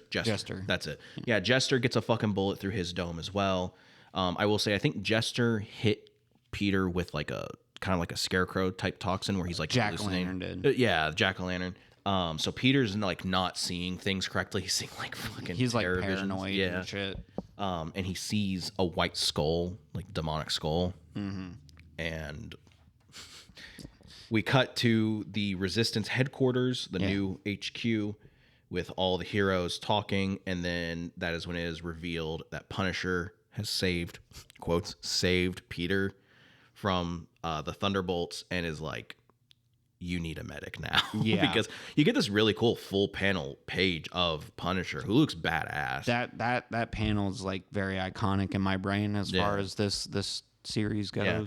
And it's really cool to see Punisher save Spider-Man, because Punisher would not save most heroes. Like, there are very few heroes that Punisher respects. Yeah. And I like that Spider-Man is one of those heroes. It just really speaks to not just Peter as a character, but also Frank as a character. Mm-hmm.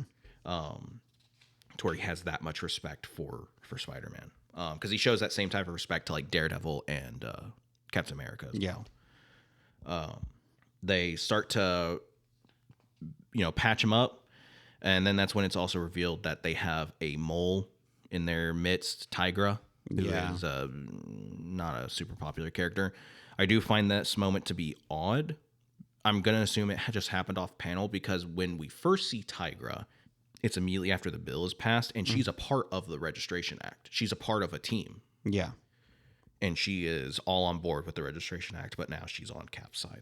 So, Which, I mean, I'm going to assume that happened off screen. it's probably off panel, and it's not hard to be like, But she I is a double. I thought they were, good, and now I realize, but She is a double agent for Tony Stark. We also get to see a couple other heroes because, Frank is essentially like, I want to join you guys. And Misty Knight is like, fuck no. I don't know if that's, I think that's Misty Knight. That might be Photon. I can't remember. Is like, fuck no. Yeah. That's not happening. You're a murderer. and Frank's also like, I'm the only one that knows how to get into the Baxter building. yeah, but he's also like, I've been basically a part of this team this whole time. Who do you think's been fucking covering your tracks? Yeah, feeding you information, that kind of stuff. I will also say at this point, the heroes know about the Project 42, and they're trying to figure out what that is, what the plans are, and how to stop it. Which we kind of missed talking about it in the conversation between Captain America, or Spider-Man and Tony Stark. It is mentioned that the Project 42 prison is in the negative zone. Yeah, which is essentially Marvel's version of like the Phantom Zone. Yeah. It's just it's a pocket dimension that is kind of it exists outside of reality. Yeah, and it's kind of empty, so they can kind of do whatever they want with it. We see Daredevil has been captured in Hell's Kitchen. Mm-hmm. He is being transported by She-Hulk and Mr. Fantastic to the negative zone. I will say before we keep going, I do want to say something. I don't understand the level of hate that Punisher gets from these other heroes. I think it's almost irrationally too much hate. You think so? Yeah, I think so. It's definitely a personal opinion. I was gonna say because like I can potentially see it because he kind of leans credence to the idea of like the Avengers essentially tells people that they can do whatever they want as long as they put on an outfit, because Punisher puts on an outfit and he fucking murders people. The thing is he'd be doing that even without an outfit. He'd be taking out criminals. He would, but because he wears an outfit, people are less harsh on him. I would disagree. I wouldn't, because I've read Punisher comics and that happens. Like, people are less harsh on him because he puts on an outfit and he hangs out with the Avengers sometimes. I mean, maybe, yeah. I'm just saying, I think their level of hatred towards him is irrational, because the way they see it, they talk to him. Because also keep in mind, they're trying to prove the point of, here we are responsible. We do not kill people. You need heroes to be free in order for us to protect you. And now what happens if they're in the middle of a fight and somebody's recording it and they see Punisher, a known murderer, teaming up with Captain America? Would that not destroy any argument that you had? Because now there's somebody on your team who actively promotes violence and killing people, even though you're trying to promote that heroes are peaceful and good at heart and they don't want to hurt people. That would destroy your argument, in my opinion. I mean, I guess a little bit, but at the same time, like, I think the public is more concerned about collateral damage, not necessarily the villains, because I'm sure there's a sentiment out there. Punisher will use a rocket launcher to blow up a fucking building if he thinks there's a fucking drug lord in it. Yeah. Punisher is all about collateral damage. He kills people for jaywalking, dude. He is. I guess. I don't know. I just don't understand the level of hate. I can, not from a perspective of, like, I can understand it because they want to promote themselves in a specific image to prove their point. And then having somebody who is a controversial figure in the public eye being a part of your team will affect what you're trying to promote. I know that's the case because that happens in real life. I'm saying I can understand them being like, hey, we can't use your help because this is what we're trying to accomplish. But the way they talk to him is like, you're the fucking worst fucking human being on the fucking planet. Because they're superheroes. Yeah. They don't believe in killing. I'm sorry, but Captain America's killed some fucking Nazis. And he was a soldier. That's different.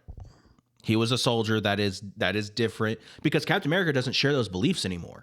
He believes it's wrong. And he even says the only reason why he killed people was because it was for his country. And because if he hadn't fought, Germany would have won. That's different. I don't know. That is 100% different. We can make the argument that, war is wrong, and, I'm against war in general, but like I can at least see that character's perspective. They are superheroes. They do not kill people. They believe killing is wrong. Cap even says because something happens, and Cap fucking says, I should have never trusted you, because he believes that killing is wrong. I can 100% understand the heroes saying fuck you to the Punisher because he dresses up like a hero and kills people. I mean, to be fair, like, it's the same argument with the whole like Red Hood thing of like, the hero community should fucking hate him too. I'm just saying it's the same argument of like Red Hood, where it's like, you keep locking away these villains, but they keep breaking out and hurting more people. You might as well just... That's a whole nother conversation. I understand that. I'm saying, but it's the same concept. It's the same thing. Mm-hmm. It's just, this is Marvel's version of it. Right. But no, that is... I will stand for... hey, you talk about dying on hills. I will die on hill for that, because there is a very, very good reason for the superhero community to hate him. I'm just saying, I've always been on Team Red Hood or Punisher in that regard. Hey, then there's your bias right there. I'm just saying. So Tony arrests Daredevil, and they say like, oh, he didn't have anything on him except for this silver dollar under his tongue, and he said it was meant for you. And it's a sick religious burn. Yeah, I was about to say, I read it and I went, ooh, that was cool if I understood it. Yeah. Because he says, like, guess that's 31 pieces of silver you've got now, huh? Because Judas, he says, sleep well with Judas. Judas is the guy that turned Jesus over to the Romans, betrayed him, and they paid him 30 pieces of silver. So he's I'm glad you fucking understood that reference. It's a religious burn of him basically saying, you traitor. Damn. Yeah. Does that mean that he views himself as Jesus? I'm kidding. I mean, that's a cool burn. I mean, I like Daredevil. I like that he uses religion and shit. And same with Nightcrawler. In my notes, I said, ooh, sick religious burn by Daredevil. Mm-hmm. And I that's one thing I like about Daredevil too, is like kind of they use religion in his thing, even though I'm not a huge religious person myself. Yeah. But it's pretty cool. I like it. Yeah. So we're kind of getting to the end of this book now. We go to this like base, this like training base, where they kind of reveal that Thor is not the only cybernetic like clone that they made. Yeah. And they reveal that there's like a new wave of these cybernetic clones that are government controlled and SHIELD controlled that Tony is developing, and so is Hank.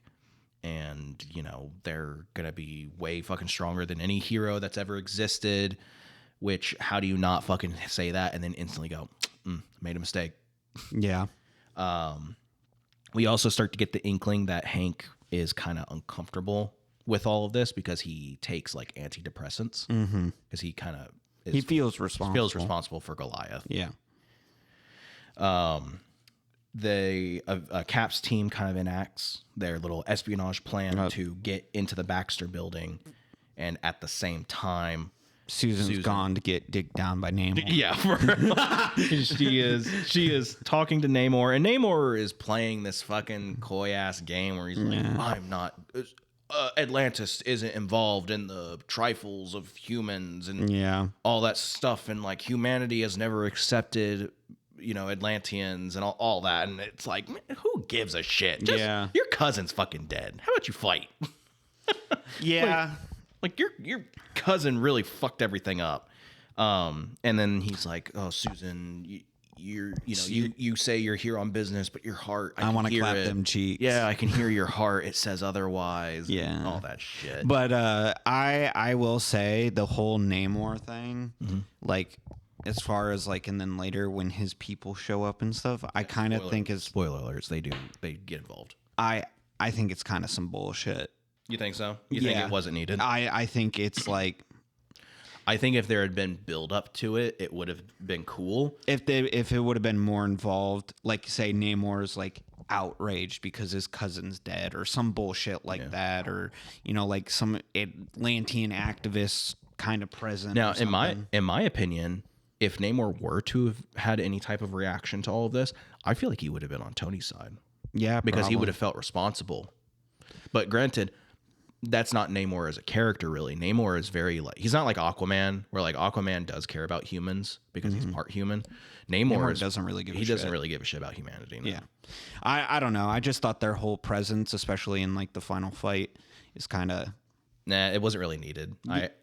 It's just kind of like, why are they there other than to be like cannon? Wakandans would have made more sense to me. Yeah. Just because because like T'Challa is way more involved in and he strictly was basically telling Reed that he's like, I'm not for that.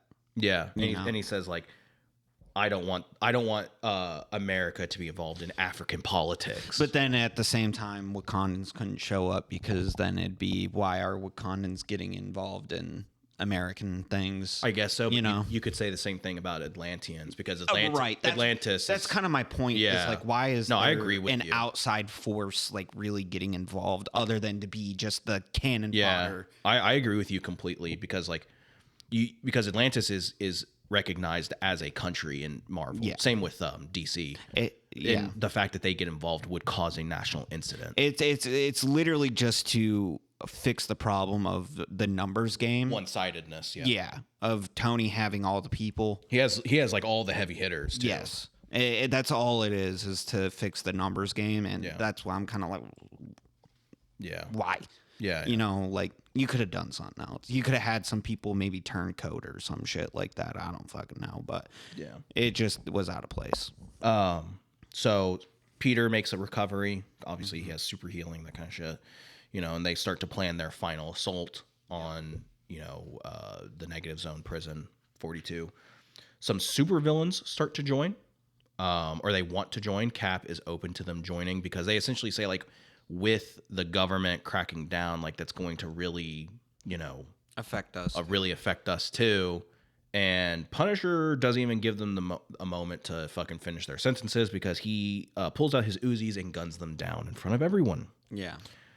And that is when Cap beats the shit out of him. Yeah. But to be fair, Punisher also won't fight back. Yeah, because he respects Cap. Because he knows Cap is the best hero out of all of them. Mm-hmm. Like, he is the example. He's the one that everyone is inspired by. Yeah. And Cap even asks that question, like, why won't you fight back? And Punisher just says, not against you. Yeah. Uatu talks with Strange.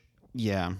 And that's kind of where we get the whole, like, Uatu says you could end this in a moment's notice. You are, like, because that's how powerful he is. And he says, why do you continue to stand by? Yeah. And he asks, like, which side do you agree with, or which side do you want to win? And he says whichever victory is best for all of mankind, and whichever one sheds the least blood. Yeah. Which, like, I appreciate that, where it's like he feels ashamed that he can't be in it, but he also is like, we have to rise above it, which is kind of a sentiment that Cap says at the beginning, where, like, we have to rise above this, and Cap kind of loses the sauce a little bit. And Strange, he gets kind of lost on the sauce. Yeah, and Strange is kind of the one that keeps that sentiment where it's like, this battle benefits none of us. I know we're running out of time, but I did want to bring up the fact that I think it's hilarious that they were condemning Tony's side for using supervillains and stuff, after Spider-Man was brought and everything like that. They're condemning them for using supervillains. And then Cap was willing to allow before they got gunned down. Obviously, he was willing to let the supervillains join his cause. I find that to be like uber hypocritical. Yeah, you know what I'm saying? Both Iron Man and Tony really lose their arguments in this. Iron Man and Tony. Cap and Tony. Sorry, because I refer to Cap as Cap. Yeah, and Iron Man as Tony. Yeah. So you were like Tony and Iron Man. I'm all over the place today. Yeah. Well, we're kind of on a time crunch, and we're very quickly running out of time. Well, we're also at the end, really. Yeah. So Cap's team arrives at the Negative Zone prison, and they are swiftly met by Tony's team, and all out fights ensue. Everyone, the buildup is starting to happen, where you find out that like Hank, isn't actually on their side, but it's actually fucking the Skrull Kit Hulkling or whatever the hell his name is. I forget what his name is. Hulkling. And all these different characters are starting to pop up. I think Black Panther joins. Yeah, Cap's basically side. everyone's fucking there. And we get the cool double page spread of like all the heroes and villains, like kind of meeting each other. And then the final chapter opens with Cap saying "Avengers Assemble," which is kind of a cool little moment where it's like, oh, they are assembling, but not as a team. Yeah. That's essentially the entire like final chapter is a all out brawl. Where Cap's team is trying to figure a way out to get everyone out of the Negative Zone. And they, Black Panther and Dagger figure it out. They use Cloak to drop everyone out into New York. Yeah, and like the villains are fighting there too. It's literally like everybody. Yeah, everyone is fucking there fighting each other. Cap is starting to get fucking beat to shit by all the villains. Yeah. Like they've singled him out. Yeah. And that's when Namor shows up and kind of turns the tides. Vision shows up. Yep. And he picks Cap's side. Yeah. And the newest clone of Thor as well. Yeah. And that's when Hercules and Robo Thor start fighting each other. And Hercules beats the fucking living shit out of him. Hercules gets fucking shits on him like there's no tomorrow. Goes Kratos on his ass. Yeah. Of course, the villains, of course, do not, stick to their no killing thing. Yeah. Taskmaster immediately pulls a gun out and is about to fucking blow Sue Storm's brains out, and Reed jumps in the way. Shoots Reed. He's made out of rubber, so it doesn't matter. I mean, he gets hurt. He gets hurt, but he's not gonna die. And Sue looks up at Taskmaster, and Taskmaster looks at her, and he's like, "Oh shit." He goes, "Okay, this isn't good." And then the next time you see Taskmaster, it's a perfect circle crater, like not even like a crater. It's just a perfect flat circle, and he's in it. Yeah. It's really funny. I do find it hilarious how like a lot of people don't understand how actually strong Invisible Woman is. Oh, she's fucking super crazy strong. Yeah, that's what I'm saying. I always find it hilarious when I talk to people, and you talk about Fantastic Four, and it's like there's people who will be like, all she does is turn invisible. It's like no, that's not. She is super strong. I love the Fantastic Four. Eventually we need to cover them. I have a very lukewarm take on them. Yeah. There's very few runs that I think stand out, but those ones that stand out really hard. Like they're really good. I've just never really been a super fan of them or anything. See if we can change that someday. Yeah, probably not. So we cut back to Hercules and Robo Thor fighting, and it is cool because Hercules picks up the fake Mjolnir and he says, "Thou art no Thor," and just fucking explodes. Yeah, dead. basically, it's crazy. And it's like, it's really fucked up too, because like I don't know if this Thor was technically alive. I'm gonna say no. I think it's more robot than it is anything. And once that happens, we get to like the final little Cap versus Iron Man fight. Cap beats the shit out of Iron Man. We kind of get that scene from the movie where he takes his shield and he busts the helmet up, and Tony's like, what are you waiting for? Finish it, because Cap has that like bloodlust in his eyes. And kind of reminds me of this other character, but yeah. And or at least like Cap's got that like I have to finish the mission. Kind of reminds me of this other character. Different. Yeah. And before Cap can even make a decision, that's when like the firefighters, police, EMT, all these people who are civil servants come out and stop Cap. The other heroes are like, what the fuck? Like, what's going on? And the civil servants are like, stop this. This isn't right. What you're doing is wrong. Cap looks around and sees a destroyed New York because the heroes have destroyed it. Everything that they protect is gone. And Cap just has this like kind of mind-breaking moment of like, what have I done? Yeah. And he takes his mask off. He's crying, obviously. He takes his mask off, and he's like, you're going to arrest Steve Rogers. Yeah. And like he's no longer Captain America. And everyone's like, what the fuck? Like, we have him on the ropes. And he's like... He tells everyone, not just like his team, but Iron Man's team, and he says, stand down. Yeah. And he goes, that's an order. And everyone's like, that was on his team, is like, we were beating them back. We were winning. And he literally just says, yeah, winning everything but the argument. Yeah. And then that's essentially the end of the story. Yep. We get a nice little epilogue told from Reed's perspective. It's a note he's writing to Susan. Essentially saying like, all the heroes were given amnesty for, Cap's surrender. And the 50 state initiative is basically being taken into effect, where all these new hero teams are starting to be formed. And the government is also starting to form their own teams.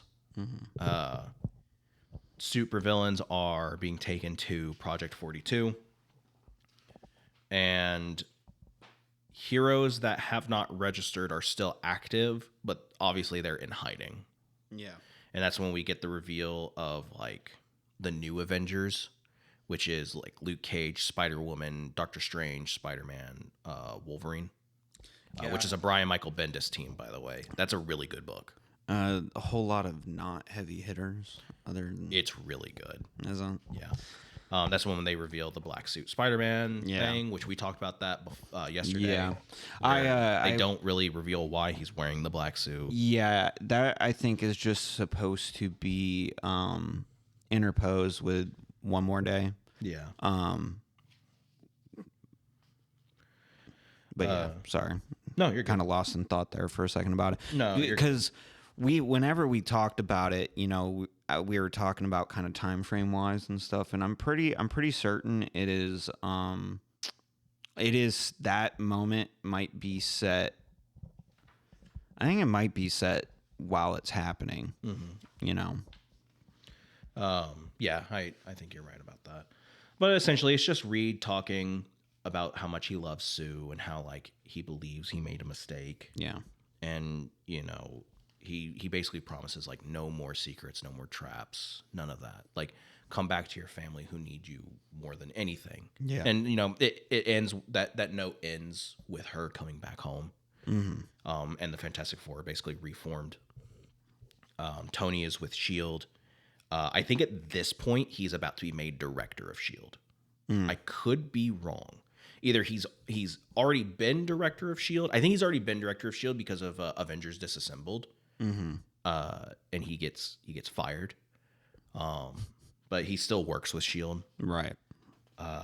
And essentially it just ends with Tony saying like, that like this is the new age. This is the new order. This is how things are, and that's essentially how it ends. And that's the end of Civil War. Yeah. It ends on a very like somber note. Slightly abrupt. It does cut out things that I think are really important to Civil War, which is like the trial of Captain America. Right. And the death of Captain America. I think that is super important, and I don't quite understand why they cut it out. I don't know either, because I feel like that's actually like The end. the end. And it leaves off on such like a note of like, oh, fuck. Yeah. I would say that is probably the shortcoming of this book right there is the ending. Yeah, the ending's definitely... Well, I definitely still think the ending's good. I don't think... It captures the full event. I don't think so either. And I don't know if they did it on purpose, because like you said, there's a lot of tie-ins to this story. And so I don't know if they did it on purpose to just make it end abruptly. And then you get your ending with whatever hero you choose to read. But because like even One More Day for Spider-Man, that also kind of feels like an ending for Civil War. You're just getting it from Spider-Man's perspective, you know. But I agree. I think they should have taken the whole trial of Captain America and the death of Captain America, and put that as that be the ending. Though that'd make this run pretty lengthy. Yeah. Like it would go from like 7 issues to like 15. Yeah, which is pretty meaty. But I would say overall, again, I don't hate Civil War as a story. I think it's fine. It does a fine job at doing what it wants to do, and that's be a big summer blockbuster event that feels like the culmination of things that have been building up, because they do mention other things like Hulk destroying Las Vegas, which of course we know is the reason why he gets sent into space. So it is cool that they add little events into there. Obviously, with they mention the Avengers Disassembled storyline, and mentioning the death of kind of mentioning the death of Thor. They don't know where Thor is. Yeah, so like I think it does what it needs to do, and that's it. It culminates into a big summer event. I think I just have issues with how some characters are written and maybe how some characters handle the event itself. The story is fine up until the very end, where it ends so abruptly and you don't really get that finality to it. Yeah. Because the next time we see these characters is in World War Hulk, or it might be Secret Invasion. It's one of those two. And Cap's not in it. It's Bucky. Yeah. Bucky is Captain America, and you're like, well, where did this come from? And you don't know, because you don't get the context of Cap dying. Yeah. Spoiler Alerts, he doesn't actually die. He gets hit with a time bullet. But which By welcome Crossbones, to comic books. Yeah. But It's like how Batman got hit with a time bullet. I like this story. I think it's well done. Do I think it's like the gospel? Like, you know, I definitely think it's got its issues and stuff like that. But for me, I think it's a good read. I think it's well done. I do think it's required reading. You have to read it to know things. It is probably one of the most important events that happen in Marvel. I would say it's the most important event, because it changes everything for modern comics. Like, again, this was kind of the start of like the modern comic era blockbuster, like summer blockbuster. Yeah. I definitely recommend, like, pick it up. It's not expensive. You can get it for cheap, and it's a decent story. Again, my opinions on the story are just my opinions. Like, I don't think they should be gospel. Like, if people have a different perspective on something, that's perfectly fine. He'll just die on that hill. I will die on the hill that Captain America is written very weirdly in this story. I would say that, you know, I think part of the reason why I'm disappointed in this book a little bit is because the last Marvel book we covered was Planet Hulk. Yeah. And I think Planet Hulk is probably top 5 favorite Marvel stories. Like, that's how good it was. I can see that, because Planet Hulk's one of my favorite Marvel, and I'm not even a huge Hulk fan. I think Planet Hulk is fantastic. I think this is probably top 20 stories for Marvel for me, just because of the gravity of it and everything like that. Also, just personal nostalgia. and things because like I said in the beginning of this, I read this in preparation for when Civil War came out, and whenever I saw that in theaters, I went with a bunch of friends and stuff, and it's just a memory. But yeah, no, I give it a solid 2 thumbs up. I think it's worth that, and I really enjoy it. I enjoy reading it. I give it a solid 1 thumbs up. But no, go buy it, read it, come up with your own opinion. Don't let my opinion affect anything. I have a very staunch viewpoint of characters that I've grown up with, and I know that's not always going to be who they are. I mean, it's like kind of how we talked about at the beginning, where like my version of a character is not going to be everyone's version of a character, and that's perfectly fine. Yeah. Yeah, I think that's basically it. One last thing I have to say about this book is I think the cover of this book is absolutely ugly. That's how you'll know you found Civil War. It's not the greatest. It looks like a book you would find at an airport. It doesn't look like a comic book. The only way you can tell it's a comic book is the fact that there are comic book characters on it. It's not the greatest. I'm not gonna lie. I can't defend that. And then Civil War 2 double downs. Yeah, except instead of white, it's black. Yeah. So that's really all I have to say about that. But that's a personal fucking opinion right there. So yeah, I think that's it. I think we're gonna head out for the day. It's kind of a quick, abrupt ending for us, just like the book. Yeah. But I'm also on a time limit, so yeah, we need to get them going before Nicole busts down the door and drags you out by the ear. So this has been Comics with Friends, the bi-weekly podcast where 2 best buds get together, read a comic that they liked, maybe didn't like it so much, tell a few jokes along the way.